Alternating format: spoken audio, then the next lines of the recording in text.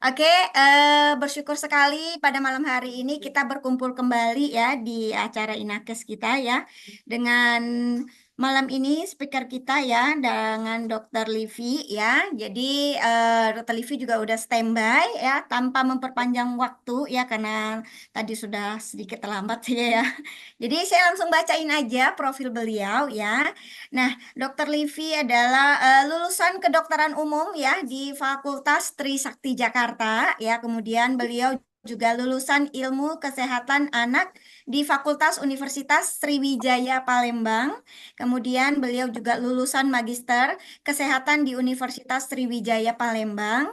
Kemudian saat ini beliau bekerja sebagai dokter spesialis anak ya di RSUP Kemenkes Makassar ya. Jadi beliau sekarang bertugas di Makassar ya. Nanti malam ini beliau akan sharing bersama kita yang hadir pada malam hari ini, baik yang di Zoom maupun yang di Facebook ya, yang live di Facebook ya. Jadi kita akan eh, apa namanya mendengarkan sharing dari Dr. Livi mengenai speech delay ya. Jadi mungkin banyak mitos atau fakta yang mungkin akan beliau share kepada kita pada malam hari ini ya. Tanpa berpanjang lebar lagi kepada Dr. Livi, waktu dan tempat kami persilakan.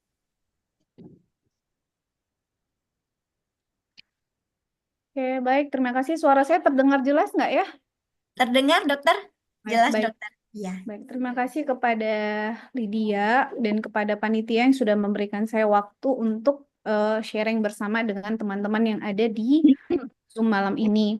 Ini pertama kali saya mengisi Zoom yang dari Inakes Bumi ya, teman-temannya. Dan saya mohon maaf, saya juga baru pertama kali join dengan Inakes Bumi yang untuk sharing materi seperti ini. Sebelum-sebelumnya saya juga jarang sekali untuk ikut serta. Jadi merupakan keberuntungan bagi saya ya bisa berbagi ilmu-ilmu yang saya punya sebagai seorang dokter anak, dan kebetulan karena ini speech delay adalah sesuatu yang sangat sering saya ditanyain pada saat saya praktek. Jadi kayaknya malam ini kita bakal sharing, bakal cerita-cerita aja. Sebenarnya tidak mengajar ya, hanya lebih ke sharing aja kayak gimana sih speech delay itu. Seperti yang tadi sudah diperkenalkan oleh Lydia, nama saya Liviana Sugono. Saya biasanya dipanggil Livi aja, biar nggak terlalu panjang ya. Agak ribet soalnya manggil nama saya tuh Liviana, jadi biasanya saya dipanggil Livi.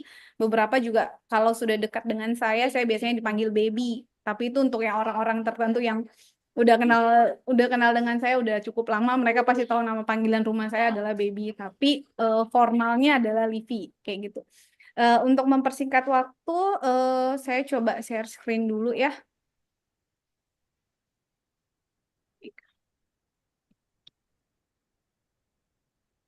Ditarik garis ini, Pak. Baik, sudah kelihatan belum ya screen-nya?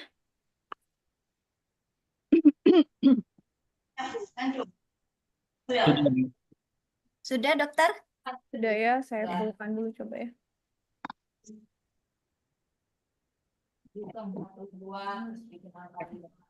Ya, kok.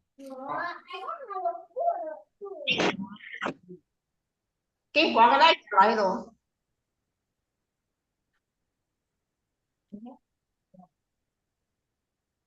Belum tampil full screen-nya ya? Iya, tinggal full screen lagi, Dokter. Ya, ini kok dia nggak mau full screen-nya.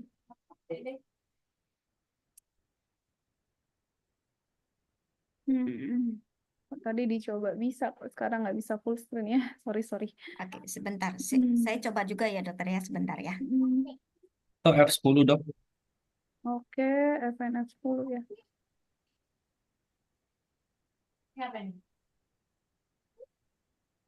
Di mana 10? 10 Yang di pojok bawah dok, pojok bawah tadi yang kok ada di sebelah minus itu. di sebelah. Yang di sebelah minus yang 39% itu ada logo itu. Di sebelah kode buku, lambang buku di pojok kanan bawah. Pojok paling bawah terus Kanan bawah PowerPoint-nya itu ada beberapa itu yes. sorry. Oke. Eh,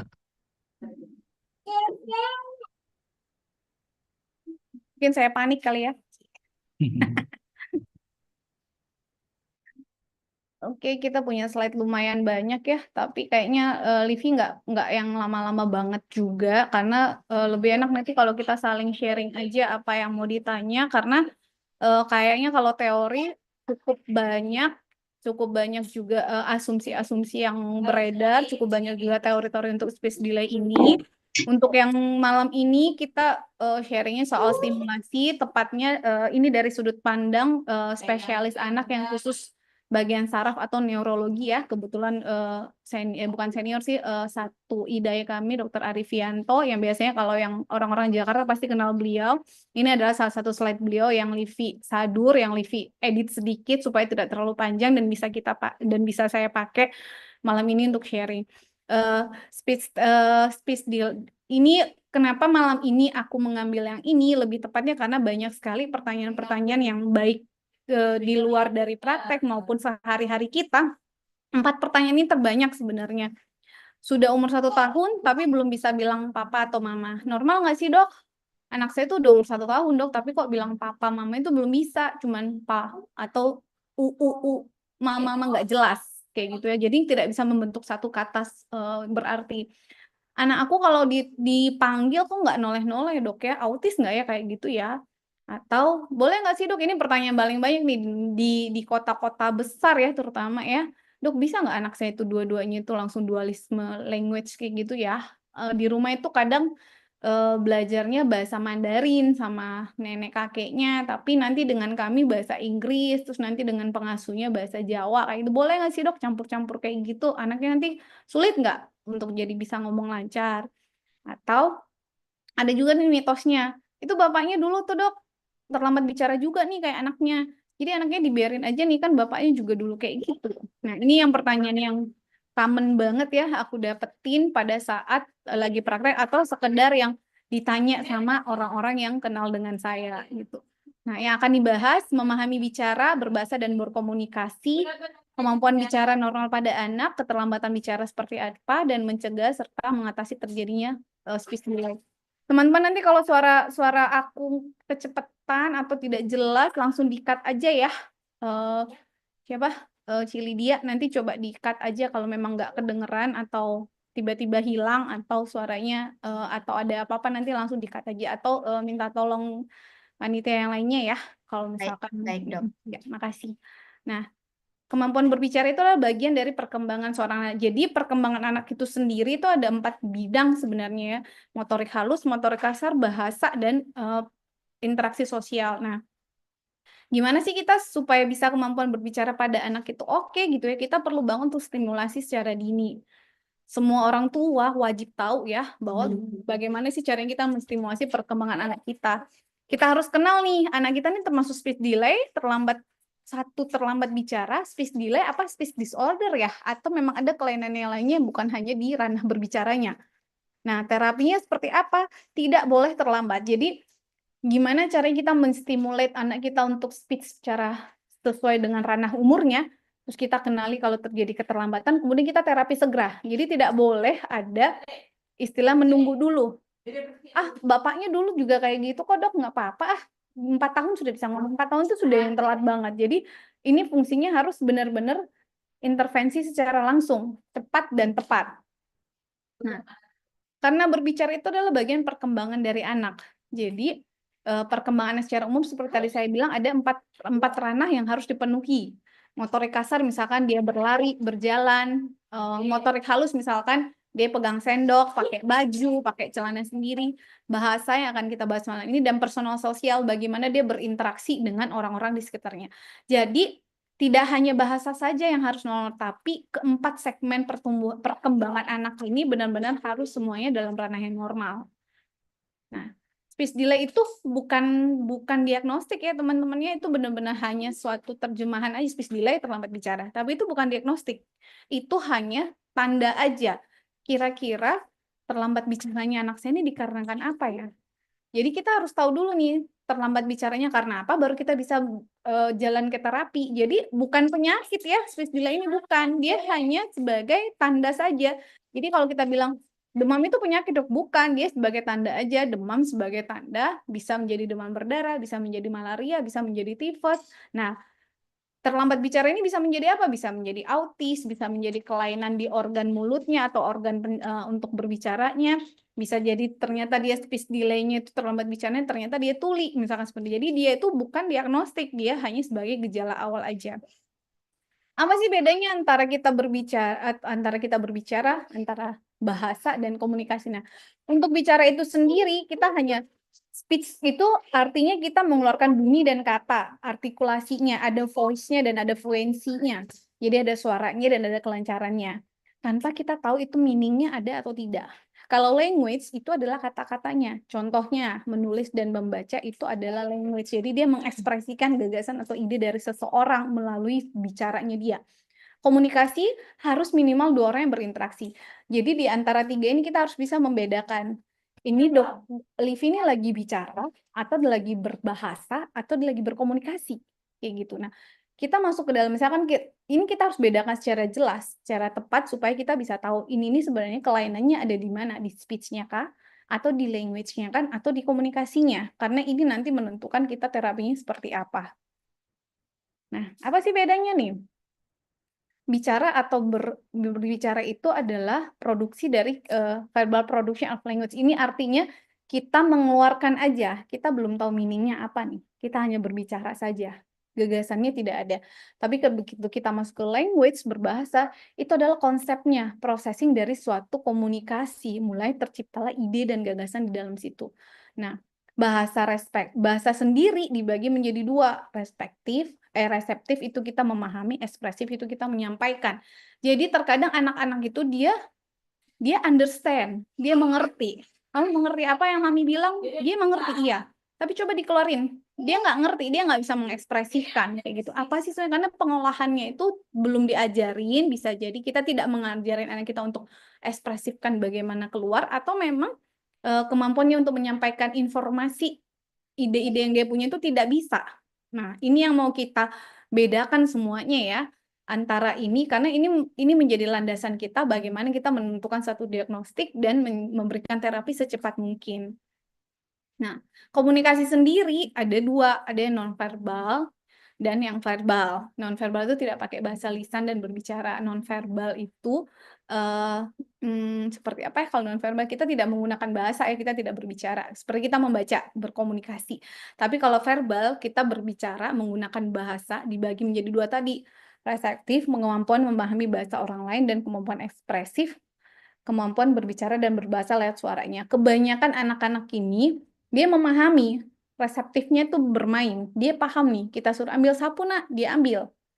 Terus tolong dong ambilin gelas buat mami, dia ambil. Dia mengerti, tapi begitu dia mau keluarin ya, misalkan dia mau meminta ke kita, ekspresinya nggak keluar, bahasa ekspresifnya nggak keluar, ekspresifnya nggak keluar. Jadi dia nunjuk. Apa? Coba diomongin nak, mau gelas ini, baru dia ngangguk. Coba disebutin kalau dia nggak bisa, tapi dia bisa nunjuk, pointing aja jadinya. Itu gangguan bahasa ekspresif. Nah, jadi ingat, seorang anak tidak boleh hanya sekedar berbicara, tetapi dia harus mampu berkomunikasi. Artinya harus bisa reseptif dan ekspresifnya harus keluar dua-duanya. Dia mampu memahami dan dia mampu mengeluarkan ide-ide yang ada di dalam otaknya. Itu yang dinyatakan sebagai komunikasi, interaksi antara 2 orang. Memahami ide yang disampaikan dan mengeluarkan ide yang ingin dia sampaikan. Apa itu komunikasi? Komunikasi sebenarnya suatu proses yang lebih aktif dan rumit ya. Meliputi encoding, transmitting, decoding. Jadi encoding itu kita terima dulu tuh. Oh ini apa ya? Orang ini lagi ngomong apa nih? Liv ini lagi ngomong apa sih? Cepet tuh sinaps-sinapsnya tuh, sel-sel otaknya tuh bekerja semuanya. Diterima tuh sama kita di encoding tuh. Terus masuk otak kita ini. Masuk proses masuknya disebut decoding kan. Masuk kita encoding ini apa? Kita kasih feedback. Jadi encoding ditransmit ke kita, decoding kita keluar lagi. Jadi kurang lebihnya reseptifnya itu di encoding, transmittingnya itu adalah komunikasinya, dan ekspresifnya adalah di decodingnya.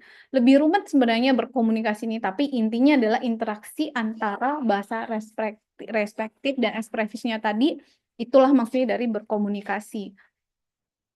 Nah, meliputi berbagai bagian otak ya, banyak sekali. Jadi ketika kita berkomunikasi, berbicara, dan yang ketika kita berbicara itu otak kita kayak Livi lagi sekarang berbicara ini banyak sekali sel-sel otak di dalam itu tas lagi yang lagi sinapnya itu lagi kirim ini semuanya itu bekerjanya dalam benar-benar dalam waktu yang sangat cepat, dan dia meliputi seluruhnya. Jadi begitu kita berbicara ya memang kita tidak pernah menemukan orang yang berbicara cuma diam aja.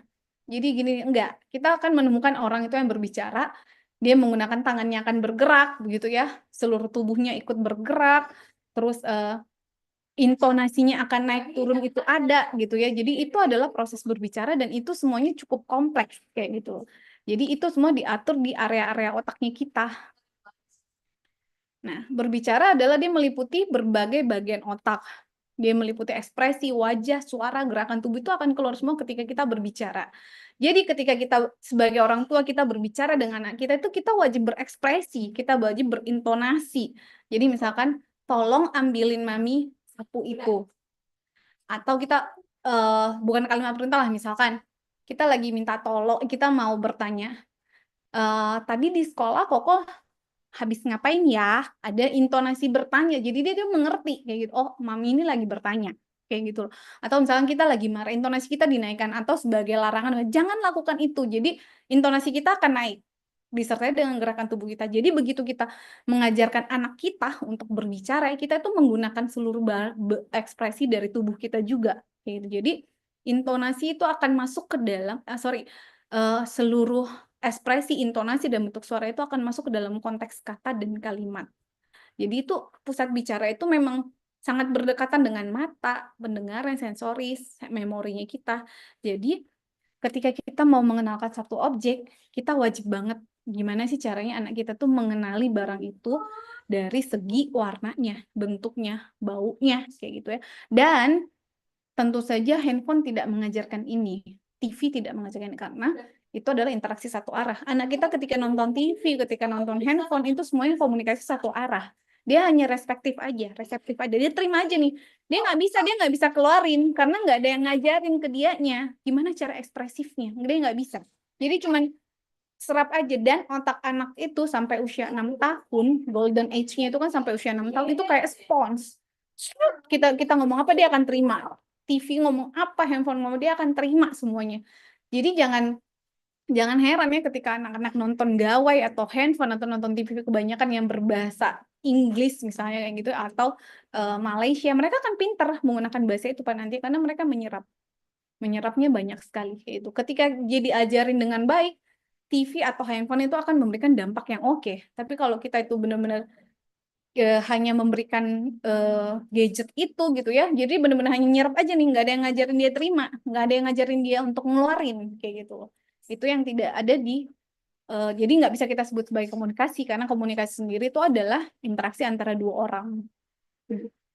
Jadi melibatkan kembali ini hanya mengulang aja bahwa kita ketika berbicara jangan lupa dong komponen untuk kualitas suara kita, intonasi kita, produksi kita, kata-kata kita tuh harus memberikan makna atau pesan kayak gitu. Jadi diperhatikan kalau kita bicara gitu ya ke anak kita, itu selalu ada yang misalkan kata serunya, kalimat kata tanda tanyanya, kayak ketika kita memberikan pujian, kita berseri-seri juga, wah kamu hebat sekali bisa melakukan ini, mimik wajah kita, suara kita, ketika kita yang membujuk dia, ketika kita menghibur dia, ketika kita bersedih, itu semua ada intonasi dan itu ada maksudnya. Jadi anak kita tuh bisa ngerti, oh kalau mami ini suara gini berarti mami sudah marah nih. Dia akan belajar seperti itu. Oh mami kalau suaranya gini maksudnya ini mau menghibur aku yang sedih, misalkan seperti itu. Nah, selalu ada panduannya ya teman-teman, ada panduannya ternyata. Perkembangan bicara dan bahasa pada anak itu ada panduannya. Beberapa itu ada panduan dari luar, dan beruntunglah kita Indonesia, kita sudah punya panduan di KIA, buku KIA ya, Kesehatan Ibu dan Anak. Ini panduannya yang kita sadur dari luar negeri, tapi untuk kita di Indonesia sendiri, kita sudah punya buku panduan Kesehatan Ibu dan Anak, buku KIA yang pink itu, dan itu semuanya sudah lengkap di dalam sana. Nah, perkembangan bicara secara reseptif ya, artinya kita menerima dulu ya, kita belum bicara ekspresif.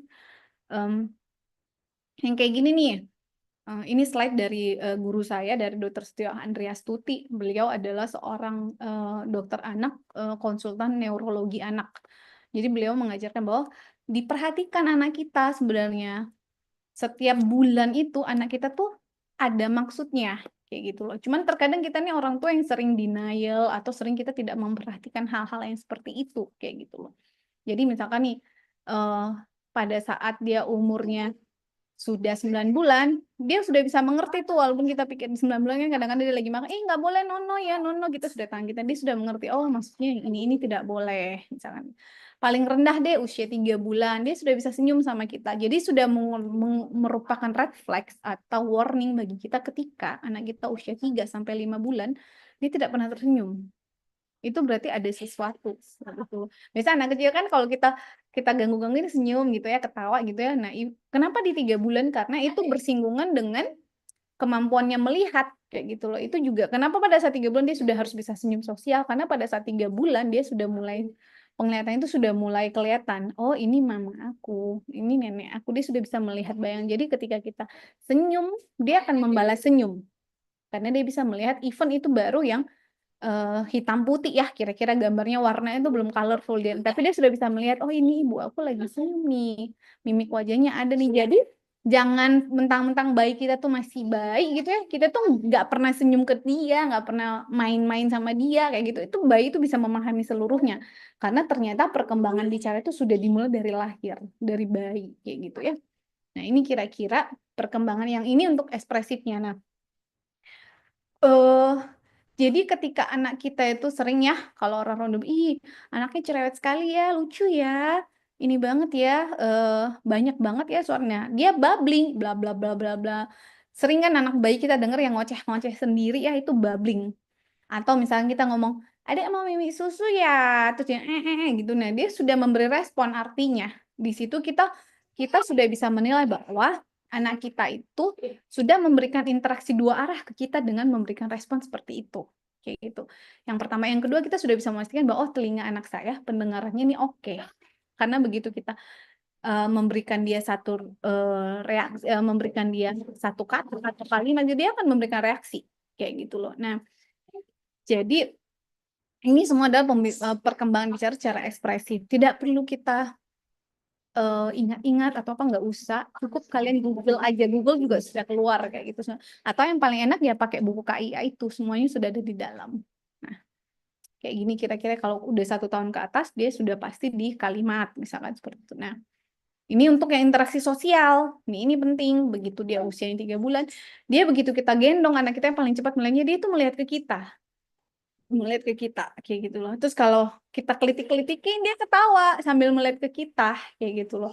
Nah itu berarti dia sudah memiliki interaksi sosial dengan kita kayak gitu. Kenapa sih sering kan kita bilang kan, ih anaknya pinter ya, digendong-gendong orang lain nggak takut. Belum, soalnya dia belum kelihatan dengan jelas. Begitu dia umurnya sudah 9 bulan, dia sudah mengenali tuh 6 bulan sampai 9 bulan, dia sudah mengenali tuh wajah orang tua, dia sudah bisa melihat dengan sempurna ya, oh ini ibu aku nih, ini nenek aku nih, ini pengasuh aku nih. Nah dia udah tahu, dia nggak akan mau digendong orang lain lagi gitu loh. Jadi memang bukan kesalahan, iya nih gara-gara mamanya nih gendong terus nih bawa tangan nih jadi anaknya nggak mau ikut ke orang lain. Enggak, memang dasarnya perkembangan anak teorinya ya saat usia 6 bulan dia nggak mau lagi dengan orang lain yang tidak pernah dia lihat, karena dia perkembangan matanya sudah sempurna, dia sudah bisa melihat, mengenali. Jadi bukan kesalahan ibunya gitu ya teman-teman, jadi bukan, memang perkembangannya seperti itu.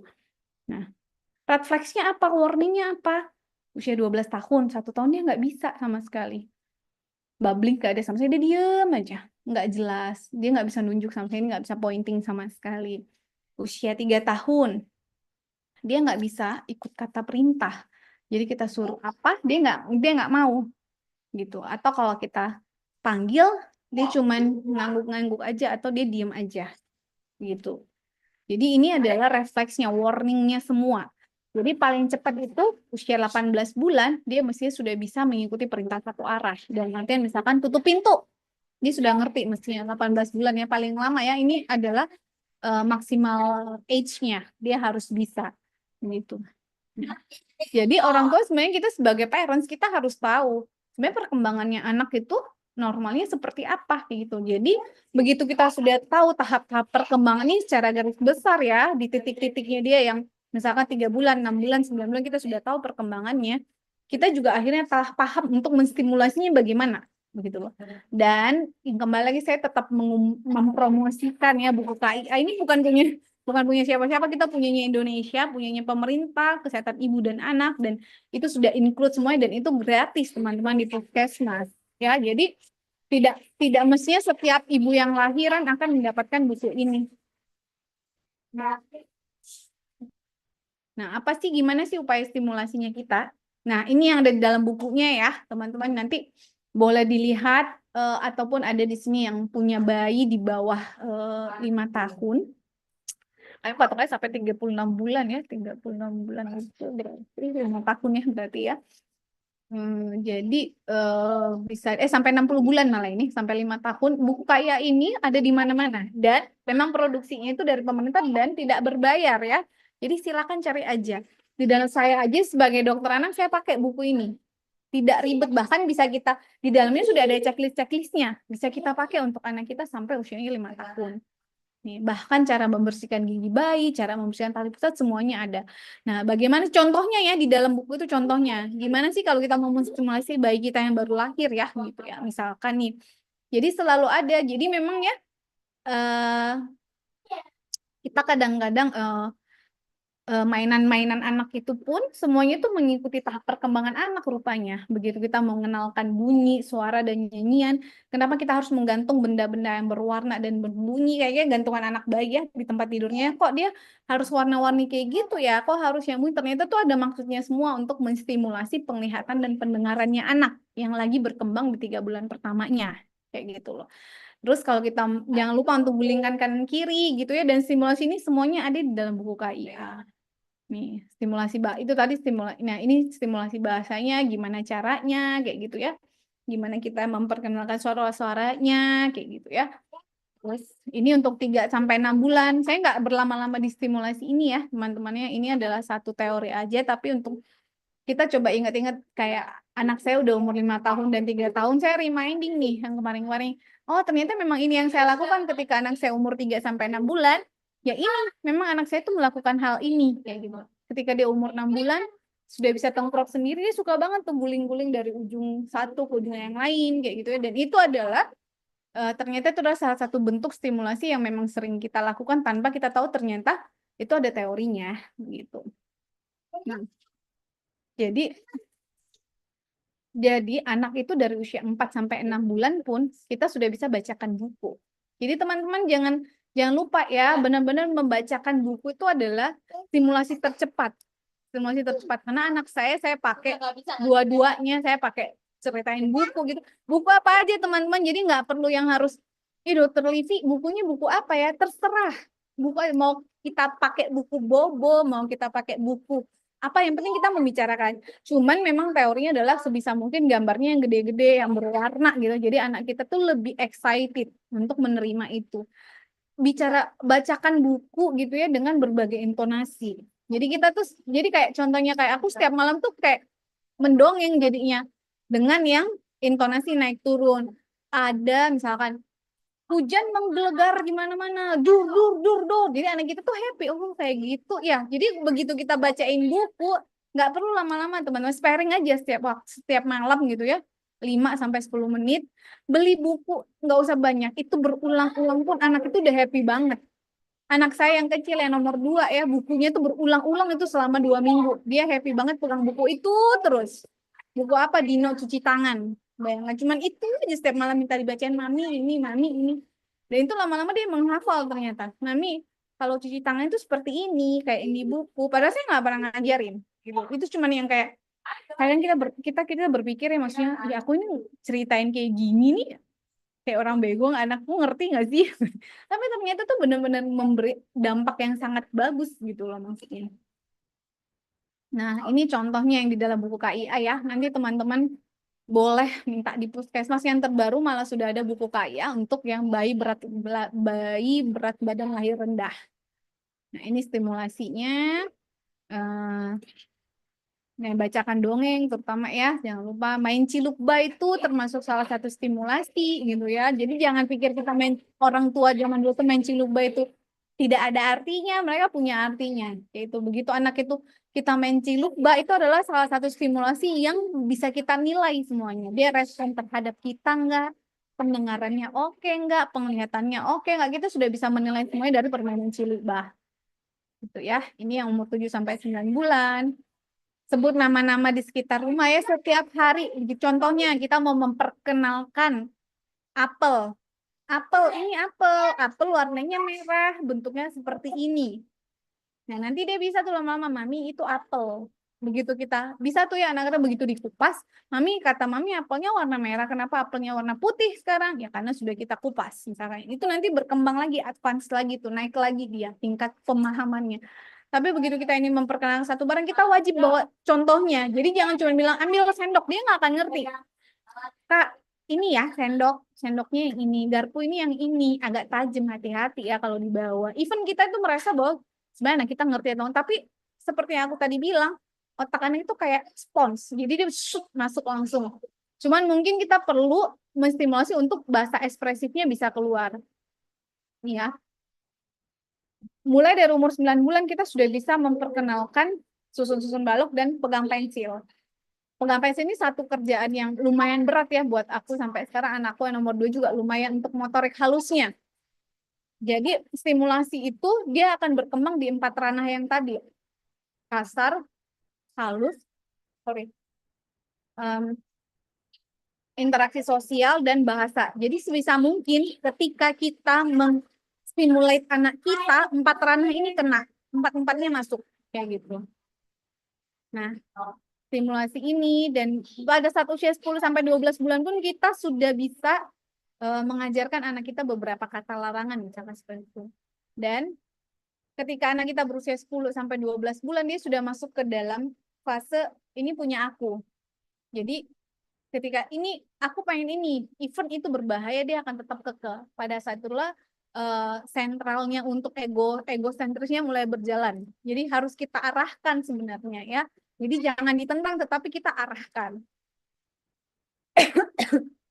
Ini perawatan, kembali lagi ada di buku KIA. Ini stimulasinya. Nih, ada beberapa stimulasi bahasa ya. Ini semuanya ada dalam buku KIA. Ini cuma saya rangkum secara garis besar saja. Bahwa pada prinsipnya setiap distimulasi kalau teman-teman perhatikan dari usia 3 bulan sampai 15 bulan ini pun semuanya ada bacakan buku, bacakan sita, kayak gitu semuanya ada. Jadi itu sangat penting teman-teman. Jangan ragu untuk memulai. Kalau Vi anak aku sudah umur 3 tahun, bisa nggak mulai baca buku? Oh boleh. Umur berapa aja. Pahami bahwa anak kita tuh lagi sukanya seperti apa, buku yang seperti apa, kayak gitu loh. Dan jangan ragu-ragu untuk menjadi pendongeng buat anak kita kayak gitu loh. Dan ketika kita bercerita benar-benar kita juga mendalami peran kita kayak gitu loh. Aku raksasa, wah raksasanya warna hijau. Adik tahu warna hijau seperti apa? Nanti dia bisa nunjuk. Jadi kita tuh berinteraksi, kita ajak ketika anak kita tuh kita bacain buku, kita ajak anak kita sembari berinteraksi dengan kita kayak gitu. Nah, terus yang di usia 16 sampai 18 bulan kita sudah bisa tuh main pura-pura. Jadi kalau anak kita di usia 18 bulan belum bisa bermain pura-pura, pura-pura tahu ya, Mami mau pesan apa? Pesan nasi goreng sebentar ya adik masak, dia pura-pura tuh masak. Nah, itu bermain peran namanya, bermain pura-pura. Itu ternyata masuk di dalam ranah perkembangannya anak kayak gitu loh. Suka main telepon gitu, itu ternyata tuh semua ranah perkembangan dan harus kita nilai gitu loh teman-teman. Ini anak saya tuh ada nggak sih main kayak gitu? Jadi kalau kita 18 bulan kita ajak anak kita tuh main, Dek, halo ada adik di situ gitu, ya dia nggak ngerespon berarti ada sesuatu.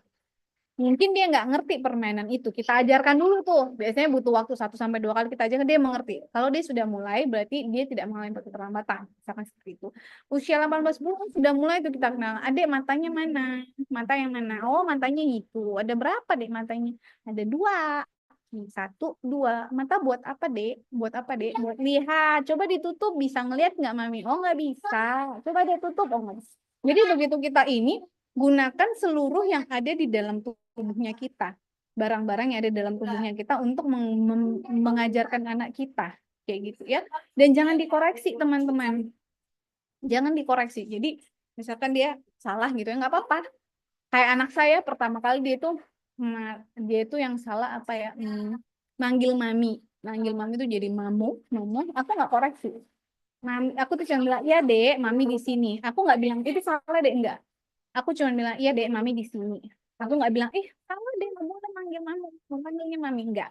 Jadi aku cuma maminya di sini, ada. Nanti lama-lama butuh waktu 6 bulan sih ingat aku untuk mengkoreksi kembali bahasa itu. Menjadi tiba-tiba menjadi itu, dan itu hilang sendiri. Mami, itu pas suatu hari itu langsung panggilnya mami. Terus tetap mengajarkan aturan. Aturan itu di usia 18 bulan kita sudah bisa menetapkan rules-nya. Rules itu punya kita. Boleh tidak bolehnya itu sudah kita yang tentukan. Gitu. Jadi kita harus pakai gestur no, tidak boleh. Nggak boleh. No, no, no, tidak boleh. Kayak gitu ya. Misalkan gesturnya aku kalau misalnya, mami boleh nggak nonton iPad 1 jam? No, hari ini bukan waktunya. Waktunya Koko nonton iPad adalah di hari Minggu, misalkan itu selama berapa menit. Jadi dia lama-lama tuh tertanam. Even dia nggak ngerti ya sebenarnya kadang-kadang kalau kita bilang, apa sih mami hari apa? Hari Minggu itu berapa hari lagi? Mami masih lama ya. Bisa nggak? Terus nanti dia nanya lagi, mami boleh nonton iPad? Nggak boleh. Jadi pertahankan rules-nya kita. Sehingga dia itu lama-lama tertanam bahwa dia rules-nya ada yang boleh, ada yang tidak boleh gitu ya. Jadi di usia 18 bulan kita sudah bisa memperkenalkan rules-nya kita. Bentar ya.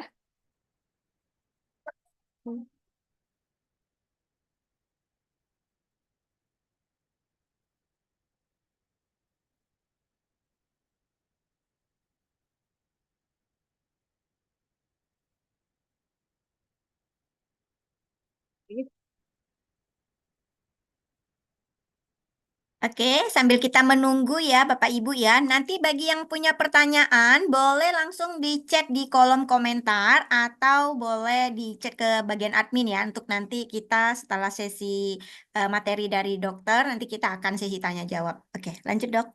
Baik, maaf. Baik, nah untuk stimulasi bahasa yang umur mendekati 2 tahun gitu ya, kita harus menggunakan paling tidak kita memberikan dia memuji, pujian. Dan ketika kita bercerita, kita sudah bisa bilang, kemarin Koko kayaknya waktu telat bangun, Koko jadinya terlambat ke sekolah. Koko lupa ya, kayak gitu. Dia diam. Dia pasti memberikan, karena dia pasti sudah panik nih, misalkan nih udah telat banget nih ke sekolah, mami gimana nih? Terus kita bilang, atau kita mau mengingatkan dia. Jadi kita bangunnya lebih pagi ya, next time ya. Terus kita kasihnya di waktu yang tenang. Jadi ketika anak kita tantrum, ketika anak kita tantrum, ya, kita seluruh yang kita katakan itu nggak akan masuk, mental semuanya. Jadi harus ada quietnya, harus ada silent time-nya dulu. Jadi kalau aku biasanya, aku bukan psikolog, ini di luar, ini masing-masing parents ini punya triknya sendiri menghadapi ya misalkan nih. Tapi ini ternyata ada teorinya, misalkan yang bisa kita pakai. Misalkan anak kita tantrum nih, tenangkan dulu. Dia butuh waktu untuk salurkan semua emosi sampai habis. Kita cukup stay there. Kalau mau dia, mami peluk gitu, kita peluk. Kalau enggak ya biarkan dia menghabiskan emosinya, habis itu dia diam. And then pada saat itulah kita bisa masuk kayak gitu loh. Kalau kita lagi, ibaratnya kita dewasa ya teman-teman, kita lagi marah, kita lagi sedih, itu mental semua. Semua itu kata-kata itu, nasihat itu akan mental semuanya, nggak akan masuk ke kita. Sama anak-anak pun demikian. Mau kita teriak, mau kita marah ya, sebenarnya sama aja, nggak akan mental sama dia. Karena dia juga lagi marah, dia juga lagi pasti, aku nggak mau terima. Kenapa sih yang selalu kita bilang, kenapa membaca buku, memberikan pujian, itu paling enak pada saat menjelang tidur, karena itulah fase anak itu tenang. Gitu ya. Begitu anak itu tenang, siap-siap mau tidur, itu adalah fase yang cepat sekali otaknya merespon. Jadi pada saat anak mau tidur itu, kita harus memberikan suasana yang enak, nyaman, comfort bagi dia, tenang bagi dia. Saat itulah misalkan kita bacain cerita, itu paling cepat tuh masuk, karena dia lagi santai. Tubuhnya sudah relax, sudah persiapan masuk ke fase tidurnya, kayak gitu loh maksudnya. Jadi itulah momennya ketika kita mau refleksi hari itu, kita memberikan dia pujian, kita mau kasih dia wejangan lah istilahnya gitu. Itulah momen yang paling tepat. Tapi nggak boleh lama teman-teman. Memang waktunya itu paling 10 sampai 15 menit kayak gitu loh. Dan jangan lupa musik dan menyanyi itu sangat penting. Jadi sering-seringnya bermain musik, sering-seringnya bernyanyi dengan anak kita. Even itu adalah lagu yang sama. Terus nggak perlu yang lagu keren-keren ya. Zaman dulu juga Cica-Cica, Nyamuk, Nina Bobo, semuanya tuh ada gitu loh. Jadi balik ke parents masing-masing aja. Terus jangan lupa sudah bisa diberikan instruksi yang melibatkan pihak ketiga. Misalkan, Koko itu adik disuruh tidur dong. Kok dari tadi dia nggak mau sih? Nah, Kokonya bisa bergerak tuh, Dek, kata Mami kita harus tidur. Nah, nanti adiknya nangkep, oh iya Koko, ayo. Nah, jadi instruksi melalui pihak ketiga itu sudah bisa diambil. Nah, usia 2 tahun, pada saat anaknya usia 2 tahun ya teman-teman ya, anak itu sudah bisa kita anggap sebagai partner. Sudah bisa banget kita anggap dia sebagai partner. Ini sebentar ya, Mbak, ambil dulu Mbak. Bawa ke dalam, nak. Jadi begitu, dan kita karena kita menganggap dia sebagai partner, kita jangan sekali-sekali menjatuhkan mental anak kita. Jangan menertawakan dia gitu ya. Jangan dengan kita kan sering banget tuh ya, Mami, aku pengen ini. Terus kita yang sudah nggak bisa ini, kita sudah menjelaskan berbagai macam alasan, tapi dia tetap kekeh di sana. Terus kita dengan ide kita ya, kita mengubah dengan sengaja ceritanya. Itu apa ya?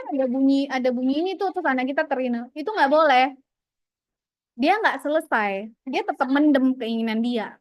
Jadi misalkan, Mami aku pengen makan permen. Makan permen. Terus kita yang udah capek kali ya, jadi kita bilang, Dek, itu ada cicak loh di situ loh, warnanya hitam loh, Dek. Kita berusaha mengalihkan. Dia tetap alih benar, tapi di dalam deep insight-nya itu tetap ada gitu loh. Jadi dia tetap akan ingat. Beberapa jam kemudian dia akan ulang lagi, Mami pengen permen, karena dia belum selesai. Kita memang untuk berbicara dengan anak itu kita memerlukan waktu yang lebih panjang ya. Misalkan nih, Adik kenapa mau makan permen? Adik suka. Ya sudah, kita boleh makan permennya nanti ya. Setelah adik makan, tapi makan permennya setengah aja ya. Dan kita bisa bernego banget. Usia 2 tahun itu sudah sangat negotiable banget. Dan mereka itu lebih menerima kalau kita memberikan answer itu dengan explanation, dengan penjelasan di belakangnya. Jadi dia nggak mau terima kalau cuman yang, Hah? Nggak boleh, kenapa Mami? Kenapa nggak boleh itu kenapa? Itu harus ada. Harus selalu kita jelaskan. Kenapa misalkan kita harus bangun pagi. Supaya apa? Supaya Koko nanti kan mau masuk sekolah jam 7. Jadi Mami bangunin jam 6 dong. Supaya kita nggak terlambat ke sekolah. Misalkan. Jadi kita benar-benar sudah negotiable banget dengan yang kita beranggapan dia sebagai partner ngomong kita nih. Interaksi dengan itu sudah serius. Kayak gitu. Kita perlakuan anak kita tuh sudah, jangan menonton, masih 2 tahun dong belum ngerti apa-apa. Enggak. Gitu. Dan memang anak usia 2 sampai 5 tahun itu ya mereka akan sangat excited. Apa aja tuh dia excited. Adiknya jatuh dia ketahuan, lucu banget ya ada jatuh. Kita nggak boleh langsung marah gitu, enggak. Kita cuman, enggak. Kita itu paling cuman kasih tahu ya, Koko itu adiknya jatuh sakit. Koko aja udah pernah ngerasa sakit kan kalau jatuh. Mungkin bisa kita tolong ya kali ya adiknya. Nanti dia mulai mikir tuh. Ya juga ya Mami sakit kalau jatuh itu ya. Tadi adik itu jatuhnya karena itu Mami dia lari-lari. Ya, jadi kita bisa yang kita tenangkan ketika kita anak itu usia 2 sampai 5 tahun itu kayak meledak-meledak. Memang dia tuh meledak terus kayak gitu. Dia sangat excited dengan segala perubahan yang ada dalam diri dia. Kita yang orang tua yang harus yang ini loh. Mulai loh kita itu menjaga dia, kita itu mulai menstimulasi secara full sebagai seorang individu yang benar-benar lagi berkembang. Dan disinilah momen yang 2 tahun ke atas ini kita sudah boleh mengeluarkan teguran. Ini nggak boleh. Kamu nggak boleh menendang. Sakit kan kalau ditendang. Coba kamu mau kalau ditendang sakit nggak? Ya seperti itu rasanya. Kamu mau nggak kayak gitu? Nggak mau kan? Jadi jangan ya, misalkan kayak gitu. Nah, ini contohnya. Kalau tenang, stimulasinya seperti ini. Ini stimulasi bahasa yang 30 bulan gitu ya. Kembali lagi ini hanya rangkumannya saya aja. Nanti boleh diambil aja slide-nya nggak apa-apa. Kalau teman-teman mau, kayaknya oke nih untuk dipelajari, diulang-ulang, dibaca gitu ya. Karena ini terlalu banyak sebenarnya yang tadi saya buat. Oke, dan pada saat usianya 36 bulan nantinya, 36 bulan itu berarti di usia 3 tahun ke atas ya. Dia sudah bisa, mestinya itulah sebabnya kadang-kadang anak-anak kita tuh di usia 2 sampai 3 tahun. Sekarang aja ya kecenderungan orang tua di kota besar usia 2 tahun dia udah masukin preschool lah, pokoknya mereka mau bermain yang terarah 2 sampai 3 tahun yang di kota-kota besar ya. Padahal sebenarnya anak kalau kita memahami perkembangan anak ya dari awal memang usia sampai 6 tahun pun sebenarnya anak itu kebanyakan bermain dan bermain kayak gitu ya. Jadi tidak perlu buru-buru anak kita harus bisa baca tulis, anak kita enggak sebenarnya. Even memang di bawah 6 tahun itu adalah perkembangan tercepatnya anak untuk belajar. Tapi biarkan dia untuk tetap stay di perkembangannya dia kayak gitu loh.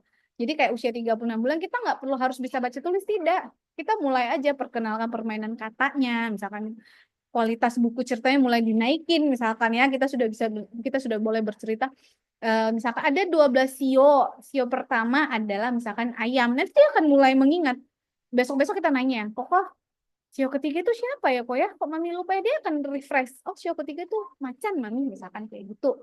Dia akan mampu mengingat. Kita yang meningkatkan levelnya pelan-pelan kayak gitu loh maksudnya. Dan dia sudah akan mulai mempelajari perbandingan. Koko sama Ade itu lebih gede siapa sih sebenarnya? Koko. Jadi Koko lebih mengerti dong kalau yang seperti itu kan Koko sudah pernah. Iya juga ya, Koko kan lebih besar daripada Ade ya mami ya. Dan jangan lupa usia 36 bulan ini kita sudah harus memberikan dia ruang pribadi dalam artian kalau dia lagi anak-anak itu kalau lagi ngerjain sesuatu kita orang tuanya suka kepo. Bilang kamu lagi ngapain sih? Itu ngerjain apa kayak gitu. Terus lagi padahal itu anak lagi me time-nya dia kayak kita lagi baca buku tiba-tiba ada orang datang, "Ya kamu ngapain itu?" Padahal kita tuh sebenarnya cuma pengen lihat kayak gitu. Nah, anak kecil juga seperti itu. Jadi kita harus kasih dia waktu sendiri. Even kita itu nggak tahu dia tuh ngapain gitu ya, ngehancurin rumah, ngehancurin kamar apa enggak. Itu adalah waktu pribadinya dia. Gitu. Dan itu sudah harus kita kasih kayak gitu loh. Ini ya, contohnya stimulasi anak usia 3 sampai 4 tahun. Ini ada semua dalam buku. Usia 5 tahun jangan lupa kita harus benar-benar sudah meningkatkan kepercayaan diri anak ya, yang dari segi comfortable-nya dia, dari kepercayaan dirinya dia, semua itu harus sudah bisa di usia 5 tahun itu dia sudah harus bisa. Misalkan mami pengen kencing, ya udah pergi kencing sendiri, temenin gitu ya misalkan tuh. Kita sudah harus bisa, jangan kita ikutin gitu, enggak apa-apa, Koko sendirian masuk aja, lampunya kan nyala, mami ada di luar. Kalau ada apa-apa Koko boleh teriak, nanti mami langsung datang. Nah dia akan bergerak kayak gitu loh. Jadi jangan langsung kita ih udah besar kayak gitu sih nggak mau pipis sendiri, gimana sih? Gitu. Itu kan meruntuhkan harga diri dia ya, kok mami ngomong kayak gitu sih. Padahal aku kan memang, misalkan dia memang nggak nyaman ya, nggak nyaman untuk pertama kalinya kayak gitu loh. Kita tetap bilang, kita tetap pelan-pelan arahkan kayak gitu. Dan itu semua butuh waktu. Tapi sudah bisa kayak gitu. Anak 5 tahun itu sudah bisa. Nah, jadi orang tua itu harus peka banget sama anak-anak kita. Jadi kita harus peka anak kita nih maunya apa sih, seperti apa sih. Kasih waktu anak kita untuk berespon, kasih kesempatan bagi anak kita untuk merespon. Dan wajib banget untuk setiap saat itu, setiap waktu kita harus kasih stimulasi dan gunakan kreativitas kita sebagai parents kayak apapun itu bentuknya. Nggak perlu ya maksudnya aku nggak kreatif dok sih, aku nggak tahu apa yang harus aku lakukan. Nggak usah, setiap parents itu punya skill sendiri dan itu nggak ada teorinya, sama sekali nggak ada teorinya.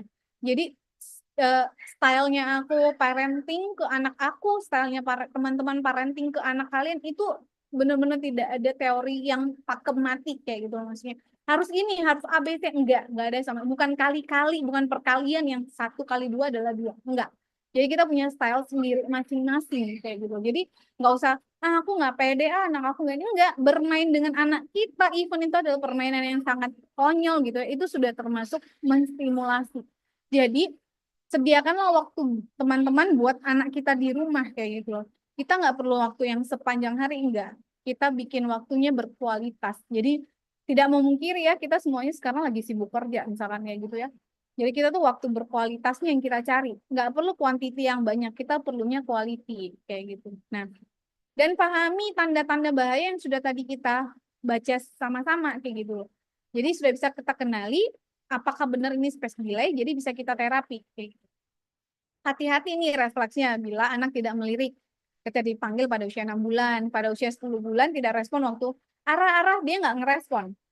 Terus dia nggak babbling sampai usia 12 bulan. Terus tidak ada kata-kata yang bermakna misalkan mama itu yang mana? Dia nunjuk neneknya. Pokoknya semua orang dipanggil mama.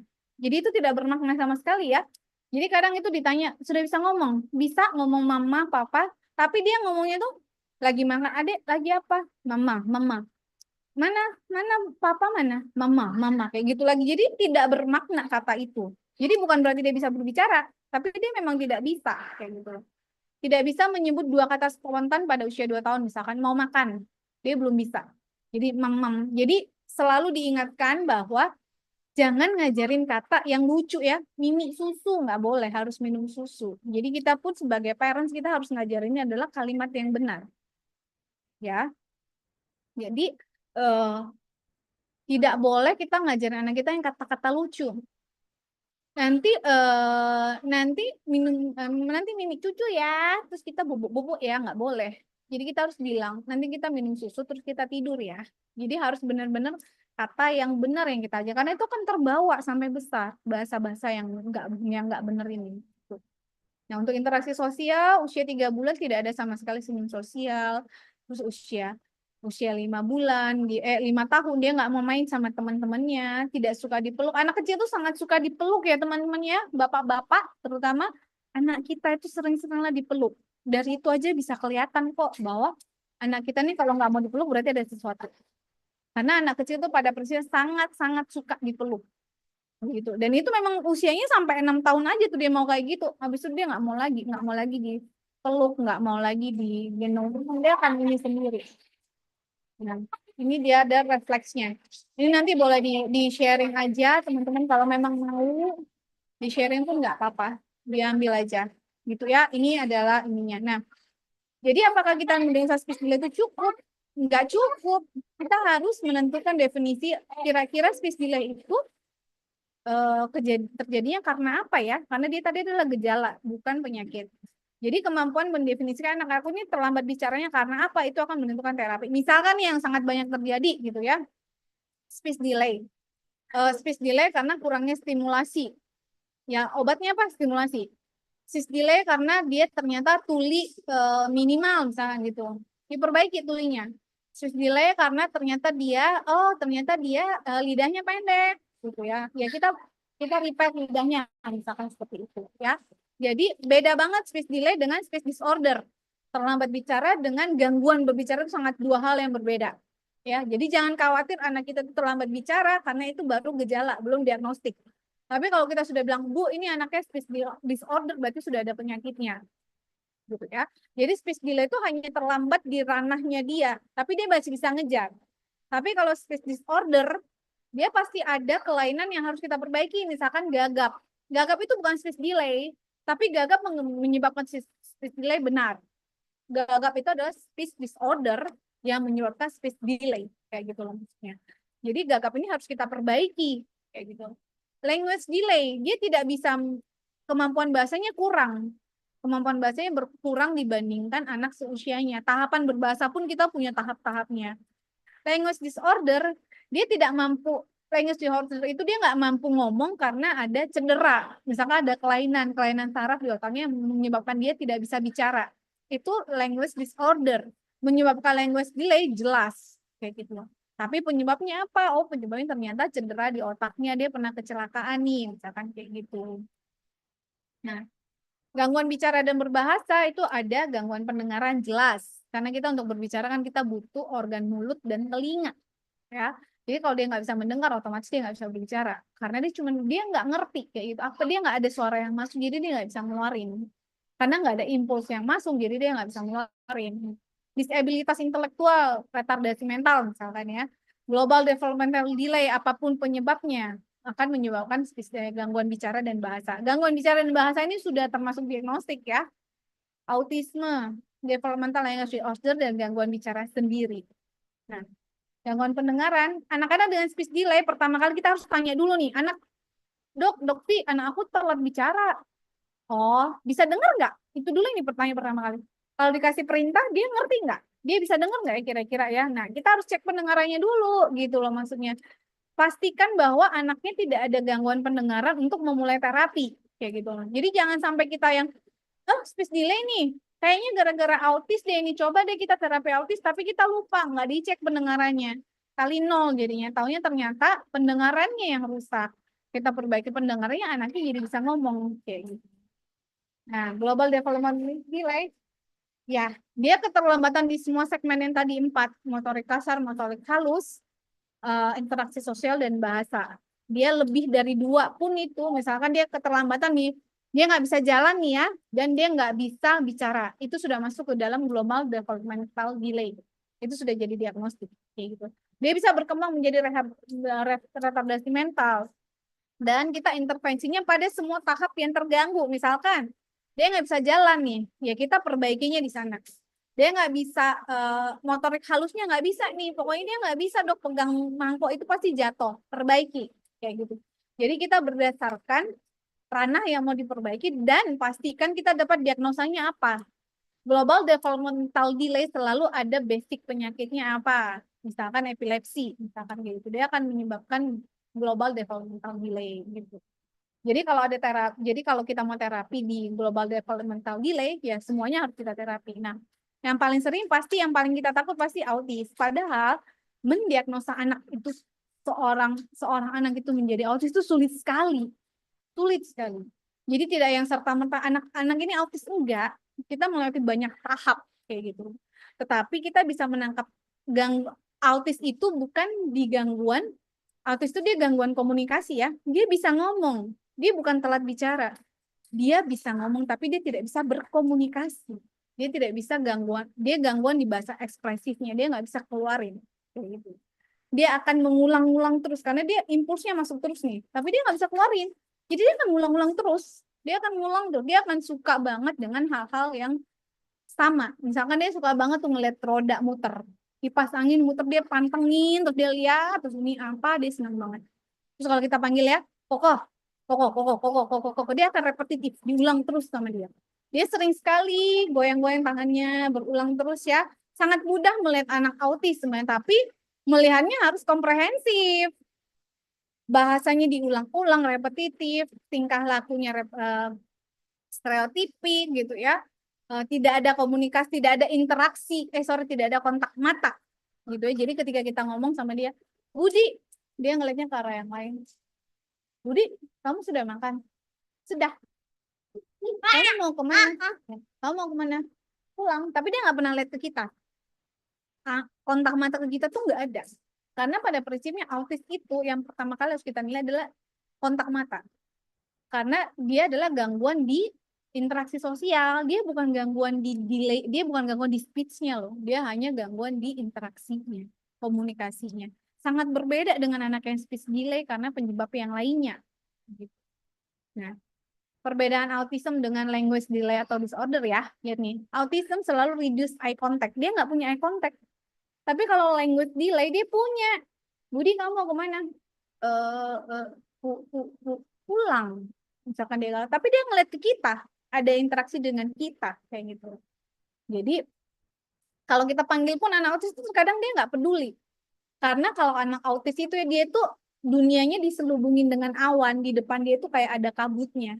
Jadi nggak bisa ngeliat orang, dia nggak bisa mendengar orang. Jadi ketika kita manggil tuh bagi dia tuh hanya panggil nama dia tuh kayak dari jauh banget. Dia memiliki dunia sendiri ya, dan diselubungi oleh kabut-kabut ini. Jadi dia nggak melihat kita, dia nggak respon terhadap panggilan kita. Even visual dan auditorinya bagus banget semuanya. Kayak gitu ya. Terus dia jarang banget tuh kayak kita ya kalau aku lagi ngomong gitu ya.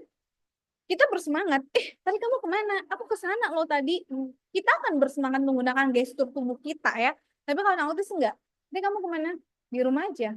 Sama siapa? Sama nenek. Terus enggak melihat kita, terus dia cuma jawabnya tuh intonasinya datar. Datar banget. Beda banget kayak gitu. Terus anak-anak autis pun dia akan menggunakan bahasa yang kita tidak mengerti. Tidak nyambung dengan kata-kata kita, tapi bahasa itu ribet. Bahasa komunikasi anak autis itu level dewa kalau kita bilangnya. Dia menggunakan bahasa planet yang tidak kita mengerti, tapi hanya dia yang mengerti. Tapi dia mengeluarkan kata, dia speech, tapi tidak membentuk language, tidak membentuk meaning kayak gitu. Dia menggunakan bahasa planet yang hanya dia yang mengerti, kayak gitu ya. Dan dia tidak tertarik dengan permainan pura-pura kayak anak kita ya. Kamu jadi pelayan ya, mami pesan ya, gitu. Nah kalau anak autis dia nggak mau, dia nggak suka pretend play.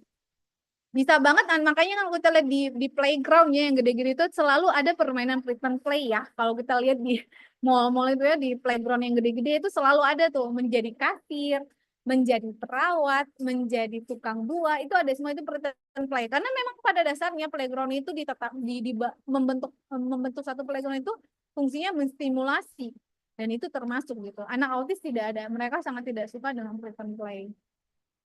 Nah, ini kalau gangguan suara yang kayak tadi aku bilang, misalkan gagap gitu ya, atau misalkan dia sumbing, jadi suaranya jadi sengau, kayak gitu ya. Nah, ini yang developmental language disorder, misalkan dia tidak bisa bicara dengan IQ-nya rata-rata normal, tapi dia perbenahan darah katanya tuh kalimatnya tuh kurang. Misalkan kamu mau kemana? Dia lama mikirnya. Kurang kata-katanya. Itu loh tempat kita biasanya pergi pagi-pagi. Oh, sekolah. Ya, itu. Dia nggak ngerti. Kayak gitu. Dia kayak tidak mampu gitu. Bahasa itu nggak masuk ke dia. Tapi even rata-rata sih IQ-nya normal, cuman dia nggak mampu aja. Gangguan bahasa yang sifatnya menetap. Dia kurang. Nanti akan berkembang menjadi disleksia. Anak-anak seperti ini banyak yang tulisannya acak-adut ya kalau kita bilang. Karena dia nggak bisa, sebenarnya dia nggak bisa berbayang. Kalau gitu ya.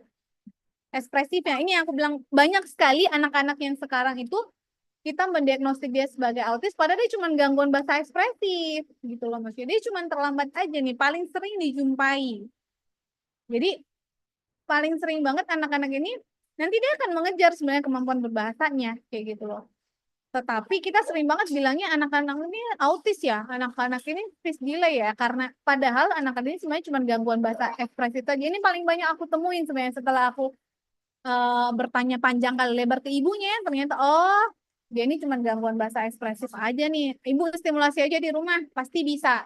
Kebanyakan memang ibu-ibu yang datang adalah ibu-ibu yang low educated ya, dengan stimulasi yang kurang. Kalaupun dia ada di high educated atau yang orang-orang kaya, lebih karena stimulasinya kurang banget. Jadi anaknya itu lebih sering dikasih gadget, jadi stimulasi dua arahnya nggak jalan.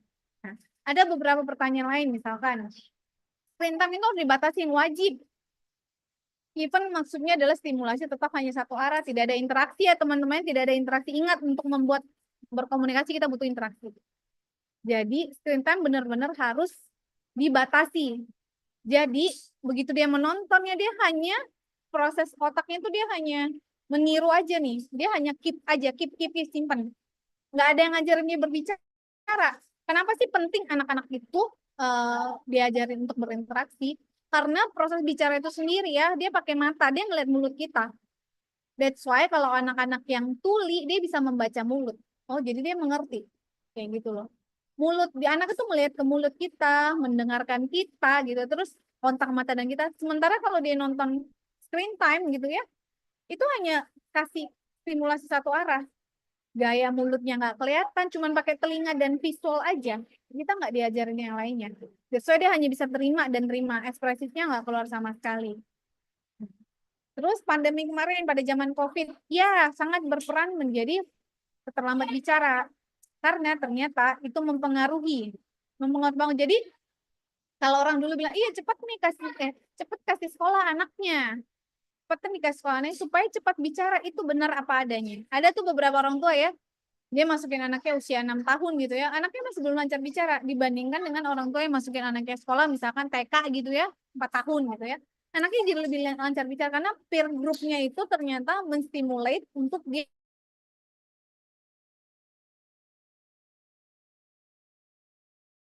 ada impactnya banget dari social interaction dengan language development kayak gitu loh. Jadi memang terganggu sekali karena pandemi kemarin, karena kita virtual ya, jadi otomatis jadinya satu arah, tidak ada interaksi. Nah, jadi yang sekarang konsep yang terbaru adalah kita kasihnya serve and return. Jadi kita memberikan dan kita menerima. Jadi selalu seperti itu. Panggil anak, perhatikan panggilannya. Jadi kita sebagai orang tua itu kita sering banget telinganya ditulikan ya. Anak kita manggil-manggil nanti kayak gitu. Kita tuh kalau lagi sibuk ya suka banget nanti, sabar dong nanti, tanpa tahu anak itu sebenarnya butuh gitu. Jadi ada banyak ketika anak kita memanggil, kita samperin dulu. Iya, kenapa? perlu bantuannya apa, even kita lagi apa, kayak kita lagi sibuk banget, kita samperin dulu. Jadi perhatikan panggilannya anak dan kita fokus, artinya oh anak kita tuh bisa ngerasa oh mami ini dengerin aku. Jadi aku juga bisa nanti juga akan mendengarkan mami kayak gitu misalkan. Jadi stop and return. Tanggapin dulu. Jadi apapun kesalahannya anak, kita kasih semangat dulu. Nanti kita jelasin, it's okay, menang atau kalah dalam pertandingan itu tidak masalah. Gitu loh maksudnya. Jadi ikut pertandingan itu untuk apa, Nak? Buat apa? Misalkan ya kayak anak aku, Mami, aku nggak mau ikut lagi lomba mewarnai. Soalnya kalau ikut lomba mewarnai aku selalu kalah. Misalkan, ya sudah, kamu ikut lomba mewarnai untuk apa? Have fun. Kamu bisa mewarnai di situ. Apa itu? Apa penting nggak sih kita untuk menang dan kalah itu penting nggak arah? Ya juga sih Mami ya, yang penting kan arah have fun dulu. Kita bukan memudarkan jiwa kompetisi ya, enggak. Ada momen dimana kita memang mengajak anak kita untuk berkompetitif. Ya, tapi ada momen yang maksudnya seperti itu dia have fun aja. Nah, terus panggil dia, kasih namanya, jangan yang kau dia enggak. Kita kasih nama. That's why sering sampai sekarang detik ini pun anak-anakku selalu aku panggil namanya. Arah, Mami tidak suka arah seperti itu. Papa juga tidak suka seperti itu. Papa juga tidak suka Ade Arsa di seperti itu. Di Ade Arsa tuh harus dengerin pokok arahnya. Jadi kita tuh selalu ada namanya, diselipkan. Jadi dia juga mengerti, oh, this is my name. Ini aku kayak gitu. Ya. Jadi ketika kita harus kasih waktu ke anak kita ya. Setiap interaksi itu dia butuh waktu untuk menyerap. Jadi kalau kita ngomong sama anak kita tuh memang butuh berkali-kali dan untuk dia remember. Jadi ya kayak sekarang aku lagi menanamkan disiplin untuk bangun pagi ya, itu selama berjalan ini anakku sudah 8 bulan dan itu setiap pagi tuh masih aku yang Aray bangun dong nih kamu setiap hari. Jadi dia itu yang pelan-pelan dibentuk ya dan itu memerlukan waktu gitu loh. Tapi kita memerlukan interaksi timbal balik. Jadi ketika kita memberikan satu perintah misalkan kayak gitu ya, kita harus menunggu dia memproses dulu kayak gitu misalkan. Oh baru dia kasih timbal baliknya kita. Jadi serve and return-nya ada. Dan kita harus latih cara dia memulai dan mengakhirinya. Misalkan dia lagi tantrum, marah gitu ya. Mami, aku nggak suka mami seperti itu. Oke, selesaiin dulu. Jadi kita oke, dengerin dulu. Selayaknya kita ketika marah atau sedih kita pengen didengerin dulu. Oke, sudah pokok arah sudah selesai. Sudah, ya. Boleh kita tidur sekarang atau misalkan boleh mami yang ngomong sekarang gitu. Jadi kita pokok sudah selesai ya. Jadi kita ada start and finish-nya. Kita kasih tahu nih kalau dia lagi tantrum, kita tunggu dulu sampai dia momen dia bisa acceptable, dia bisa dalam posisi menerima nih masukan kita dan itu butuh waktu. Itu butuh waktu banget. Sampai sekarang pun itu aku masih sering banget gagal ya, terbawa emosi. Jadi yang terbaru ini komunikasi selalu diingat adalah kita serve and return. Kita memberikan service dan kita menerima timbal balik. Jadi selalu diingat teman-teman, parenting kita paling tidak base-nya adalah serve and return, serve and return. Nah, gitu. Nah, jadi apa terapinya? Jadi pastiin dulu nih speech delay kita itu karena apa? Apa sih penyebab awalnya itu apa? Kurang stimulasi, paparan gadget terlalu banyak, tulih kah, ada gangguan di otaknya kah. Jadi kita akan menentukan setelah diagnostiknya baru kita bisa menentukan dia diagnosanya apa. Baru tuh kita beranjak ke terapinya dan terapinya banyak. Jadi pada prinsipnya orang tua lah sebagai yang harus berperan penting. Parenting style-nya kita tuh penting banget. Jadi kita sebagai parents kita harus benar-benar every single day kita harus learn. Kita harus belajar dari anak kita, terus kita juga kita baca kayak gitu loh, buku-buku untuk parenting itu kita baca, kita serap, kita aplikasikan, kita edit lah istilahnya itu dengan gaya kita. Oke, tapi kita tetap ada base-nya, kita tetap ada teorinya. Nah, jadi tugas kita apa? Pahami dulu nih, tahap perkembangannya sudah oke belum ya? Dia masuk dalam warningnya aku nggak ya? Kasih stimulasi, even dari lahir kita sudah kasih stimulasi. Terus kita lingkungan perkembangan yang mendukung, misalkan yang paling sering banget screen time, tolong banget teman-teman itu tuh harus dibatasin. Itu adalah kuncinya. Kalau aturan rules tingkat 1-nya itu adalah batasi screen time kita. Kemudian perkenalkan bahasa ibu terlebih dahulu ya teman-teman ya. Terserah kalian mau menggunakan bahasa Jawa, bahasa Inggris, bahasa Mandarin, monggo. Nggak usah khawatir nanti anak aku setelah bisa Mandarin nggak bisa bahasa Inggris. Bisa, anak itu bisa semuanya. Kenapa kita memperkenalkan bahasa ibu terlebih dahulu? Kita membuat dia nyaman untuk menyerap apa stimulasinya kita. Kalau kita menggunakan terlalu banyak language gitu ya, dia menjadi bingung. Otaknya terlalu banyak. Saking hebatnya otak anak itu dia menyerap semuanya, tapi dia bingung ekspresinya keluar. Kayak gimana? Ada satu pasien aku dulu ya, dia benar-benar bingung ngomongnya keluar karena ternyata every single day dia pakai English at home and at school, dan tiba-tiba dia pulang ke neneknya dikasih bahasa Mandarin. Dia bingung, ngomongnya dia nggak bisa akhirnya. Itu kenyataan. Sampai sekarang pun umur 10 tahun dia masih bingung. Ngomong sama neneknya itu sulit sekali bagi dia. Karena itu tadi, bahasa ibunya tetapkan dulu. Mau bahasa Indonesia silahkan, mau bahasa Inggris silahkan. Tapi pastikan lingkungannya mendukung ya. Jadi untuk bahasa Inggris silahkan, kayak aku mau menggunakan full English at home, pengasuh aku kasihan. Neneknya anak aku kasihan. Jadi sudah, kita mengalah bahasa Indonesia. Kayak gitu misalkan. Dan ketika kita sudah melihat nih, jangan maksud aku, kita sebagai parents jangan mengabaikan warning-warning yang kita dapat ya. Jadi sebagai, apalagi kita ibu gitu, kita ibu ini dikaruniai dengan kemampuan untuk mengenali lebih cepat. Ada sesuatu nih sama anak kita nih. Jangan diabaikan warning itu, jangan diabaikan refleksi itu. Periksa.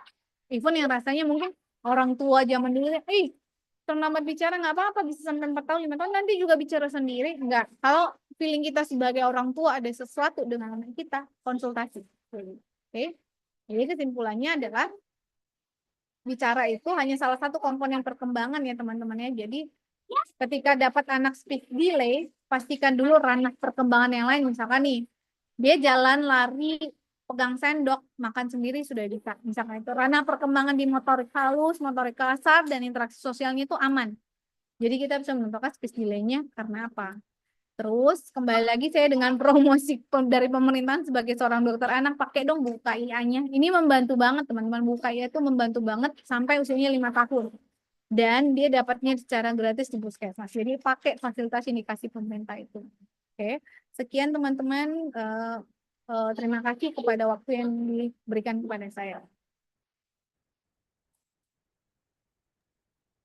Oke, terima kasih Dokter Livi ya. Jadi materinya ini benar-benar yang apa ya, ilmunya benar-benar sangat dibutuhkan oleh seorang ibu ya, seorang mama. Kadang banyak pro dan kontra. Memang materi parenting itu banyak banget ya Dok ya. Maksudnya kita terimanya banyak. Kadang untuk realisasi mempraktekkannya sebagai seorang mama, terus cara kita praktekinnya ke anak kita itu memang mudah-mudah gampang ya. Tidak gampang, tidak sulit juga ya. Jadi memang seperti kata Dokter Livi tadi, apa ya? Kayak kita kuliah itu seumur hidup ya. Ilmu parenting itu materinya itu susah dibilang ya. Jadi memang harus kita jalanin, kita rasakan. Jadi memang susah-susah gampang jadi seorang ibu itu ya. Jadi kadang wajar kalau sampai emosinya bisa meledak-meledak, itu wajar ya. Tapi kita tetap harus belajar ngontrol ya. Gini, memang apa, speech delay itu saya juga rasain sih Dok di anak saya yang kedua ya. Yang pertama itu, tapi nggak tahu ya ini mitos atau fakta sih juga kurang tahu. Kalau anak pertama itu jalannya, proses jalan itu lebih cepat, lambat lambat. Dia bicara dulu Dok, lebih pintar bicara. Jalannya itu kayaknya di usia 13 apa 15 bulan kayaknya baru bisa jalan. Kalau yang kedua itu justru jalannya 7 bulan apa 8 bulan udah bisa jalan, tapi ngomongnya lama. Jadi di 2 tahun itu dia masih ngomongnya nggak jelas. Saya juga sebenarnya agak sulit nangkapnya gitu kan. Kalau orang luar ngajak dia ngomong, orang luar nggak bakal ngerti. Jadi mamanya yang jadi translatornya. Tapi memang benar-benar masing-masing anak itu beda ya Dok ya. Jadi benar-benar harus kita lihat, kita perhatiin apakah ini speech delay atau speech disorder tadi dia Dok ya. Ini ada pertanyaan sih Dokter, thank you banget untuk materinya. Bapak-bapak, ibu-ibu ya, yang punya pertanyaan boleh langsung ke kolom komentar. Tapi kalau misalnya mau langsung ngomong juga boleh banget ya. Nanti raise hand aja, raise hand nanti kita open mic ya, boleh ya. Ini ada pertanyaan di kolom komentar yang masuk dari Ibu Indrawati. Saya bacain ya Dokter ya. Selamat malam Dok, anak saya usianya 19 bulan. Sekarang lagi seneng-senengnya ngomong dibuang, sambil buang apa yang dipegang. Seperti waktu makan, setelah masuk mulut sendoknya dilempar sambil bilang dibuang. Apa itu hal wajar? Terima kasih. Baiklah, kalau lihat dari tahap perkembangannya tadi, 13 bulan memang dia lagi lincah-lincahnya ya. Tangannya dia seperti mau 19 bulan dok 19 usianya. tahun, iya ya, menuju 2 tahun berarti ya. Jadi dia itu seperti, kalau kita bilang dia mencari perhatiannya kita. Ini kira-kira ya kalau aku lempar sendok ini, mami aku bakal ngapain ya? Kayak gitu loh kira-kira. Masih mending ya lempar sendok. Contoh misalkan anak saya disembur. Wah gitu ya. Terus dia ketawa-ketawa. Itu mencari kayak respon mami ini seperti apa kayak gitu. Nah, kan tadi kan kita bilang kalau yang berdasarkan teorinya kita selalu ada base-nya ya. Maksudnya style parenting itu di mana-mana berbeda. Tapi kita punya paling nggak teori dasarnya bahwa usia menuju 2 tahun dia memang lagi egonya dia lagi berkembang, egosentrisnya lagi berkembang. Terus eh, dia pengen kira-kira dan di usia 2 tahun menuju 2 tahun kita sudah bisa banget untuk ini loh larangannya, tidak boleh ya. Tidak boleh untuk membuang, tidak boleh lempar-lempar barang ya. Misalkan kayak itu. Basicnya sudah kita ajarin. Even dia baru bisa nerima mungkin di usia 22 bulan. Baru dia bisa mengerti kenapa nggak boleh lempar ini. Dia hanya mencoba nih. Kira-kira. Jadi nggak apa-apa. Ambil aja. Ambil aja. Nono ya, tidak boleh ya nak ya. Jatuh sakit. Misalkan itu ini kena orang sakit. Nggak boleh ditaruh kembali. Kayak gitu. Ini tempatnya di sini ya. Ini tempatnya di sini. Jangan, kalau aku bilangnya jangan terbawa emosi. Apalagi memberi anak makan itu ya, sebisa mungkin kita duluan sudah makan. Jadi kita dulu tenang gitu, baru kita ngadepin anaknya. Selalu seperti itu. Jangan sampai kitanya yang terbawa-bawa menjadi seperti anak kita kayak gitu. Jadi dia masih masuk ranah yang aman, masih masuk ranah yang aman, tidak ada masalah karena dia habis lempar dia pasti ada beberapa anak misalkan dia diem, ada yang ketawa. Dia pengen lihat reaksi kita aja. Dan mungkin reaksi kita tuh akan berbeda-beda tergantung mood kita hari itu. Misalkan kita lagi capek, kita akan langsung marah. Nggak boleh kayak gitu ya, kita ikut marah. Tapi kalau kita lagi santai, ih nggak boleh lah kayak gitu. Jadi kita tuh harus harus komitmen sama satu respon kita yang mana yang mau kita ajarkan ke dia. Yaitu bahwa melempar barang itu misalkan tidak boleh. Gunakan intonasi kita, gunakan gestur kita, gunakan kata larang kita, kayak gitu loh misalnya. Kira-kira begitu. Oke, thank you dokter jawabannya. Ini ada pertanyaan lagi yang masuk dok. Izin tanya dok, faktor apa saja penyebab speech delay dan speech disorder selain screen time dok? Apakah ada faktor genetik gitu? Makasih. Oh, baik.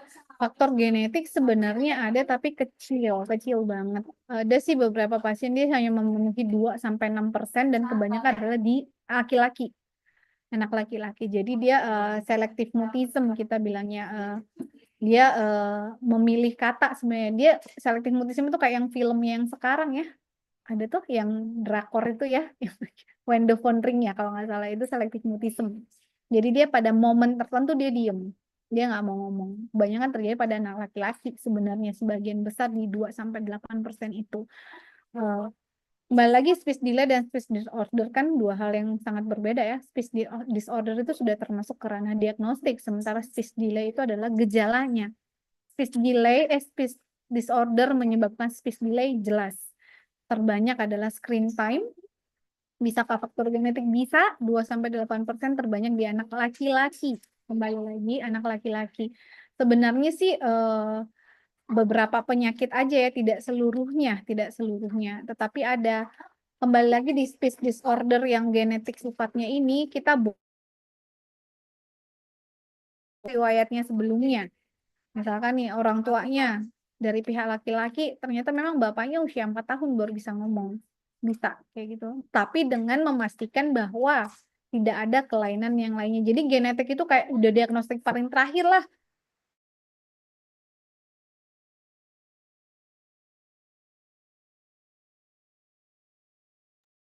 Dokter suaranya mengecil dok, sorry. Sih seperti aku, seperti tingkat perkembangan bahasanya dia, gitu. Tadi sempat keputus sih dok suaranya dok terakhir. Kenapa? Tadi suaranya sempat keputus sedikit. Di yang terakhir dokter jawab tadi. Ini sudah jelas belum? Sudah, Hilang ya? sekarang ya tadi sempat hilang tapi ini udah jelas kembali. Iya, iya soalnya minta maaf di sini hujan besar, jadi kayaknya Masalah jadi sinyal ya dok suaranya ya. putus-putus. Oke, berarti sebenarnya genetik itu cuma beberapa persen aja ya dok ya? Tidak mitos, ada, bukan mitos ya, benar ada, tapi kecil, kemungkinannya kecil. Jadi sebagai terakhir banget, lini terakhir lah kita bilang. Setelah semuanya kita periksa normal, baru kita seperti itu, kayak gitu. Oke. Ini ada satu pertanyaan, cuman pertanyaan saya kurang jelas. Nanti saya coba baca lagi. Ini ada satu pertanyaan lagi, Dok. Anak saya cowok, sekarang sudah 20 tahun, speech delay. Sebaiknya treatment apa yang bisa membantu supaya bisa membantu proses bisa berbicaranya? Sudah 20 tahun, Dok, anaknya, Dok. Kalau sudah 20 tahun bukan di anak lagi ya, berarti ya. Baik anak itu batasannya sampai 18 tahun dan perkembangan bahasa itu selesai di usia 12 tahun sebenarnya. Jadi kalau ada dewasa, inilah 20 tahun dewasa yang speech delay, berarti dia bukan di speech delay lagi, ada sesuatu. Coba dicek yang lainnya maksud aku, bukan speech delay ya mestinya ya.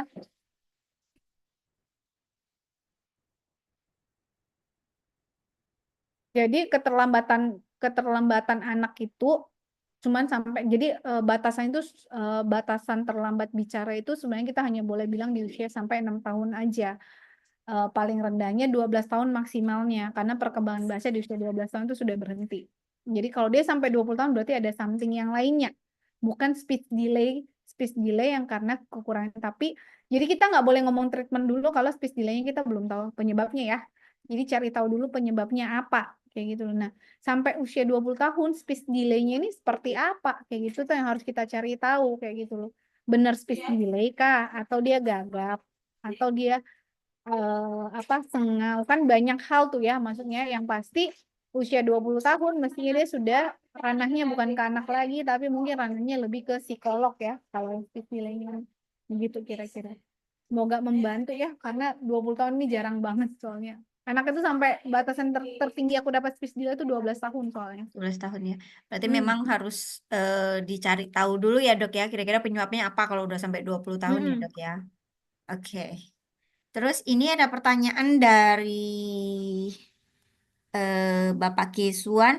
Bagaimana kalau orang tuanya itu bisu tidak bisa berbicara, nah anaknya itu telat bicaranya, Dok. Itu kira-kira solusinya apa ya? Kan biasanya kan maksudnya eh, pasti sama orang tua lebih sering ya, Dok ya. Tapi karena orang tuanya bisu, ini kira-kira punya solusi apa untuk anaknya supaya nggak lambat bicara gitu mungkin pertanyaannya, Dok.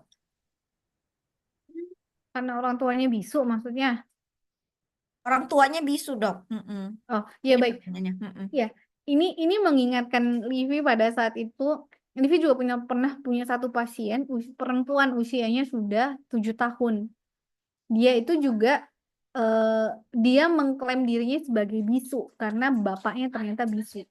Jadi bapaknya bisu begitu dia datang dia nggak tahu karena dia berpikir itu adalah penyakit turunan bapaknya.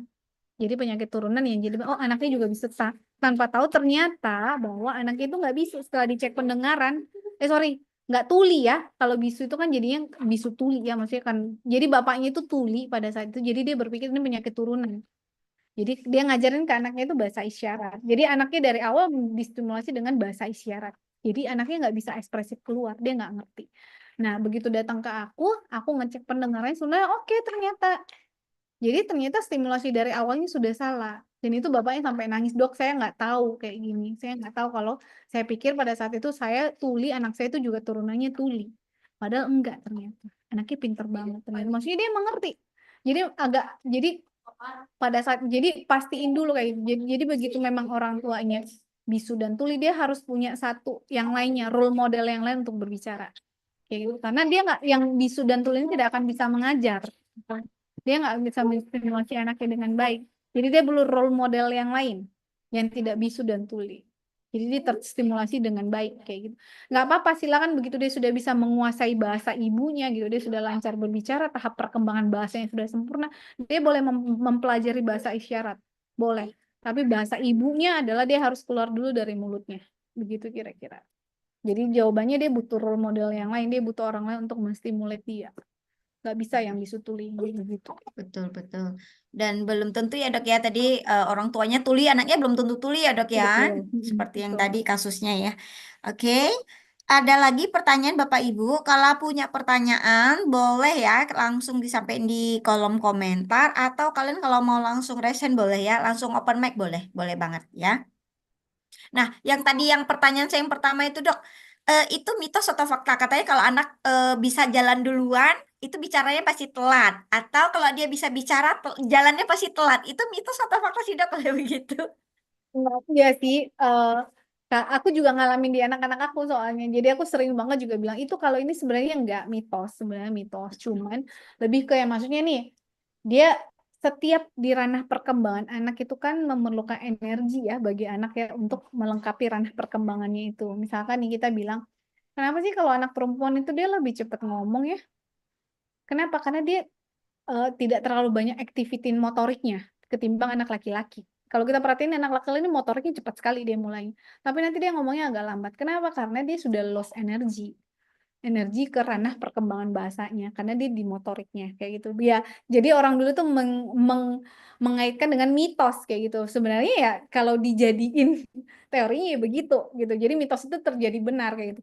Ya anaknya jalan kalau kalau kita sebenarnya misalkan yang ada juga yang mitos bilang kalau giginya tumbuh lebih cepat pasti jalannya lambat. Misalkan kayak gitu ya. Padahal sebenarnya ya gitu tadi mengeluarkan gigi satu dari gusi dalam ini itu butuh effort yang sangat besar bagi tubuh dia. Metabolismenya meningkat. Makanya kalau keluar gigi itu kan sumeng-sumeng, demam lah anaknya lah, resek lah, sakit. Nah, dia ngelawan itu otomatis dia jadi nggak mau yang ke yang lain kayak gitu loh. Dia jadinya nggak mau kita stimulasi jalan, terus semua dia nggak mau. Kayak gitu. Jadi dia akan telat dalam waktu sampai itu gigi beneran keluar. Kayak baru dia mengejar lagi kayak gitu. Jadi mitos itu dikaitkan dengan teorinya jadinya kejadian kayak itu benar. Kayak gitu aja sih sebenarnya. Jadi mitos yang menjadi kebenaran ya maksudnya kayak gitu. Kalau padahal ada teorinya sebenarnya gitu aja sih. Ya, oke, oke, oke. Ada lagi Bapak Ibu yang mungkin mau bertanya? Saya tunggu ya. Kalau misalnya ada pertanyaan lagi boleh ya.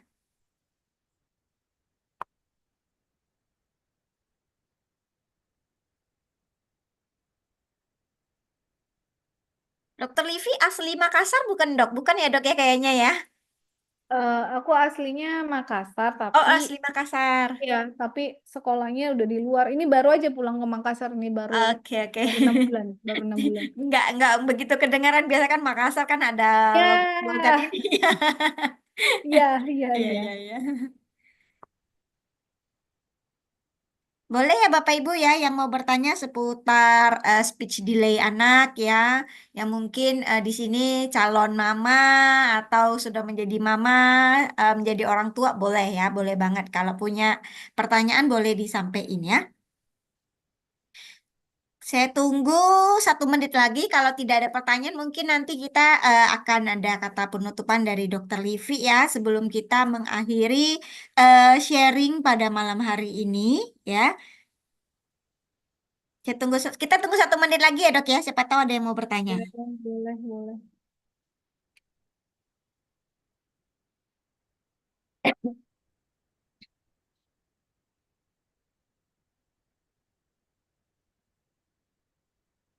Oh iya dok, sama ini anak-anak itu kalau itu cadel atau bukan sih ngomong R-nya itu susah dok. Sudah umur 4 masih belum bisa ngomong R itu wajar nggak sih dok? Ya, Kebetulan anak saya yang kedua itu R-nya masih belum bisa keluar susah.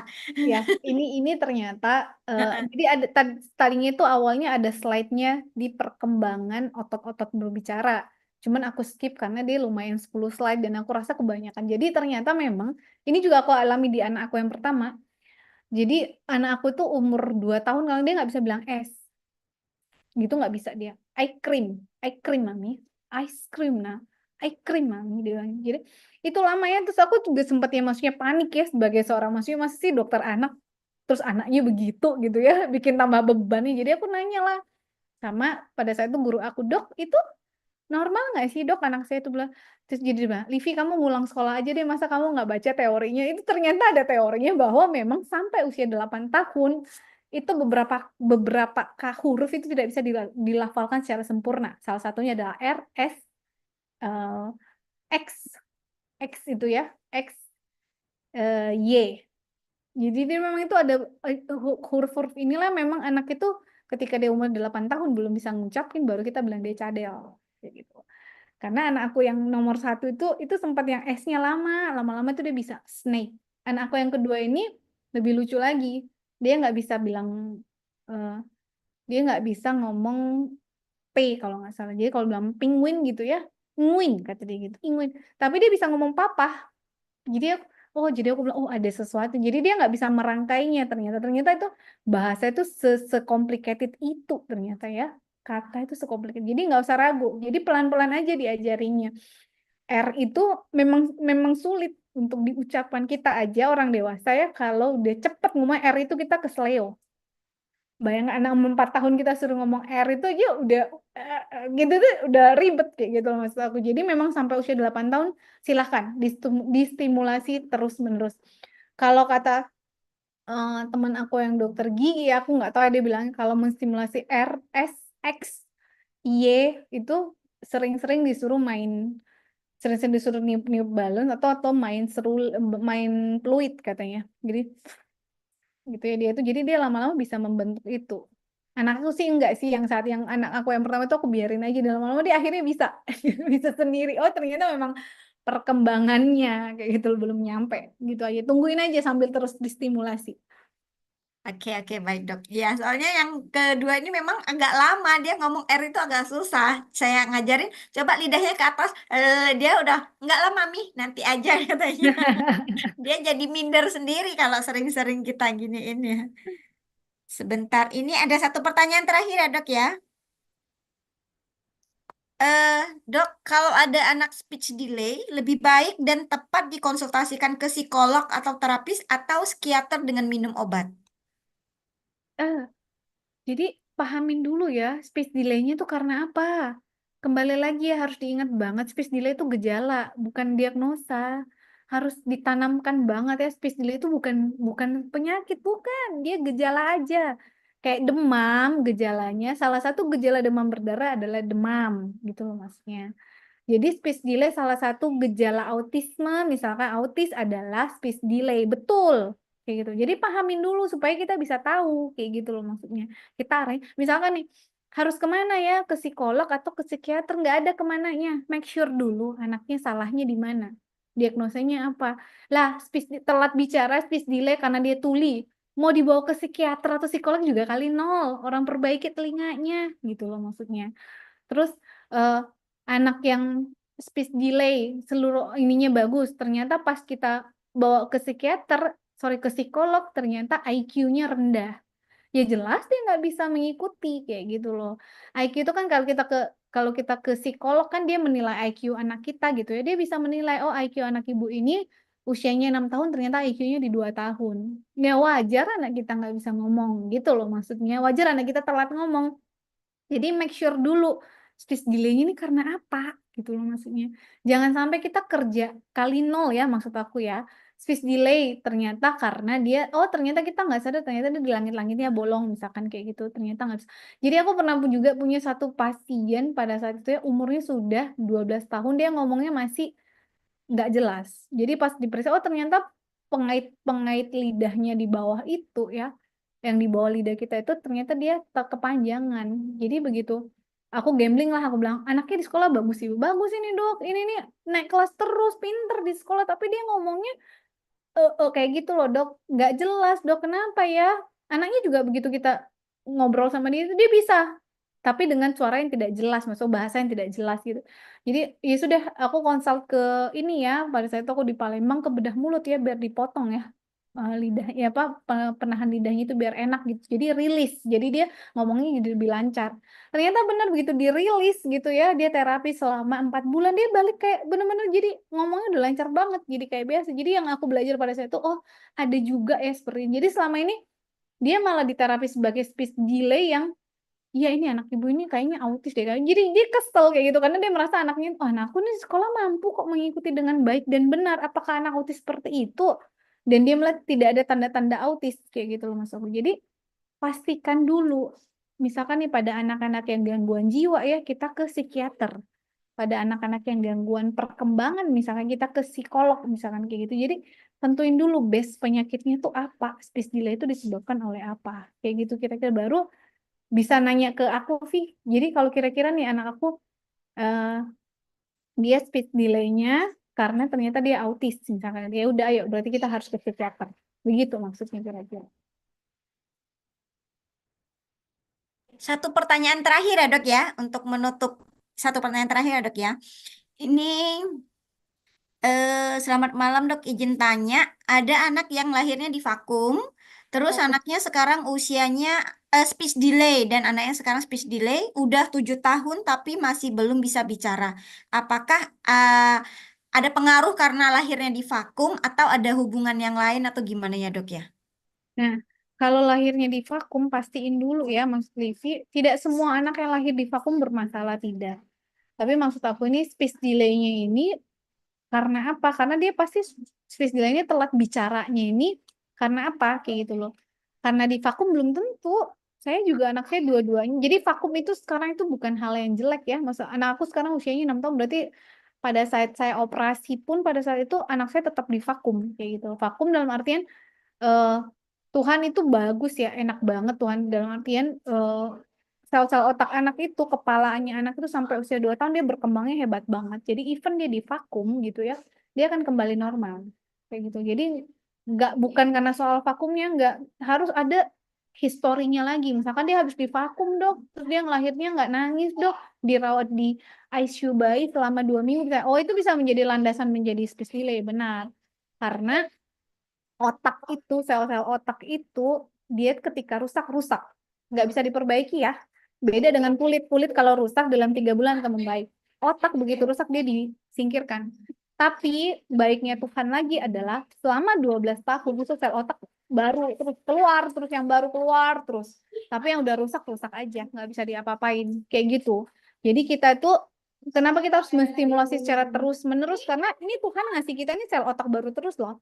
Batasnya sampai kapan? Sampai kita umurnya 60 tahun cuma sel otak ini masih ada. That's why kalau kita lihat ya, kenapa ya kalau kita udah yang kuliah gitu, apalagi kalau sekarang yang kita usia 30 sampai 40, kita mau belajar tuh males banget, baca buku ketiduran, karena sel otak kita tuh yang berkembang tinggal 20%, kayak gitu loh maksudnya. Jadi nggak bisa, jadi benar-benar nggak bisa. Jadi pastikan dulu historinya apa, terus speech delay-nya usia 7 tahun, dia ranah bicaranya sekarang di usia berapa tahun gitu loh.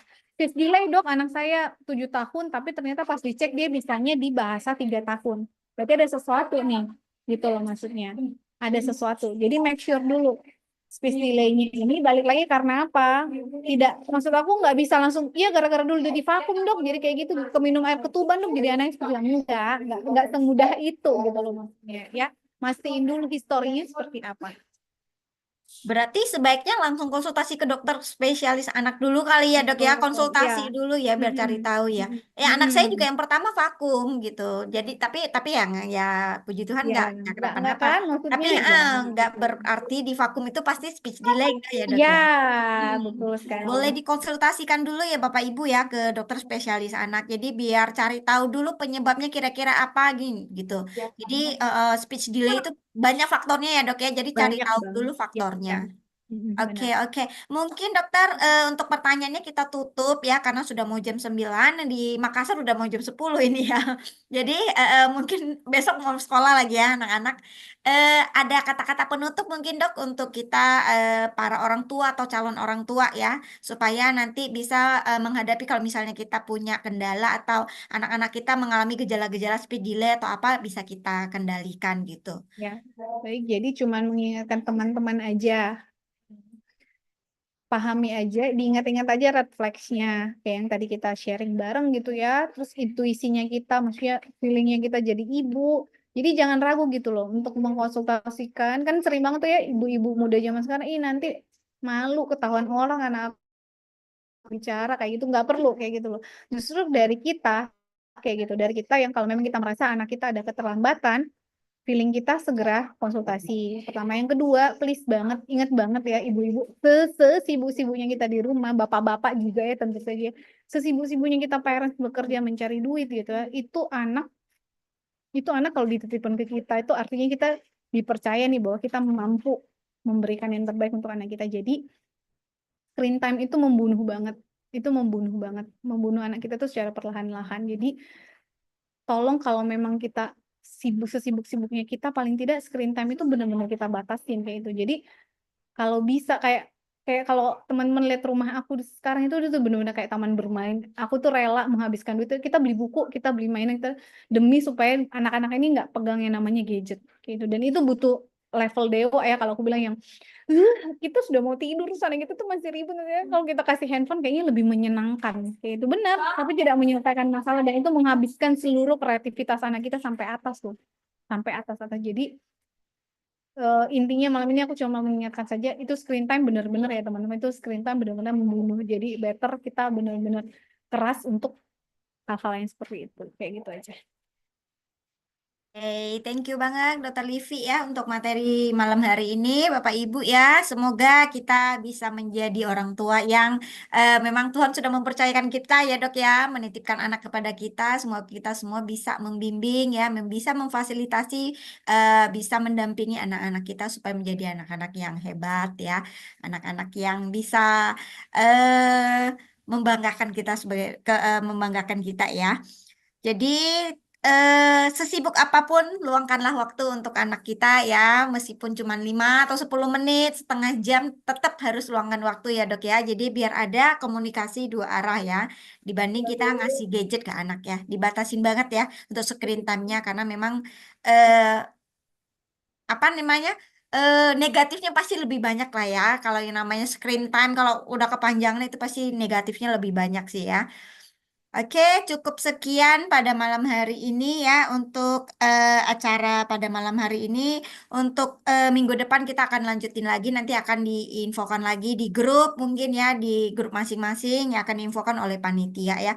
Terima kasih kepada seluruh panitia, terima kasih kepada Dr. Livi untuk waktunya, untuk materinya, untuk sharingnya. Semoga di lain kesempatan kita bisa sharing kembali lagi ya Dok ya. Thank you Bapak Ibu yang hadir pada malam hari ini. Untuk sebelum kita menutup, boleh izin buka videonya ya supaya kita bisa abadikan momen yang pada malam hari ini yang hadir pada malam hari ini kita akan screenshot dulu ya. Boleh di open videonya ya, open kamera ya Bapak Ibu ya. Kita mau izin screenshot.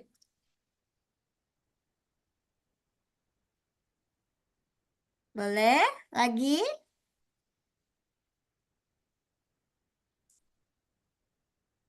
Masih ada?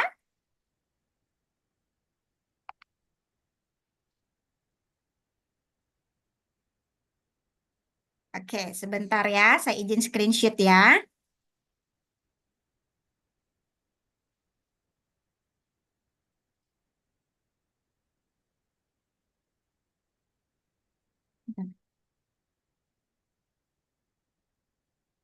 Saya foto ya sebentar ya.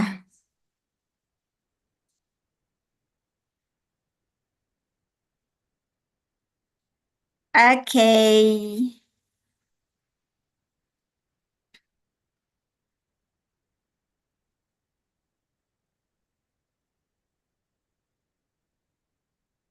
Oke, terima kasih Bapak Ibu ya. Terima kasih sekali lagi kepada Dr. Livi atas waktunya, kesempatan dan sharingnya. Terima kasih Bapak Ibu yang sudah hadir menyempatkan waktu untuk acara seminar kita pada malam hari ini. Semoga bermanfaat ya. Semoga kita bisa menjadi orang tua yang terbaik untuk anak-anak kita yang sudah dipercayakan Tuhan ya. Bagi yang Bapak-bapak, Ibu-ibu calon, Bapak-bapak, Ibu-ibu juga bisa belajar ya. Oke, terima kasih. Sampai ketemu, Dokter Livi. Thank you, Bapak Ibu semua. Terima kasih. Selamat malam. Sampai ketemu di seminar.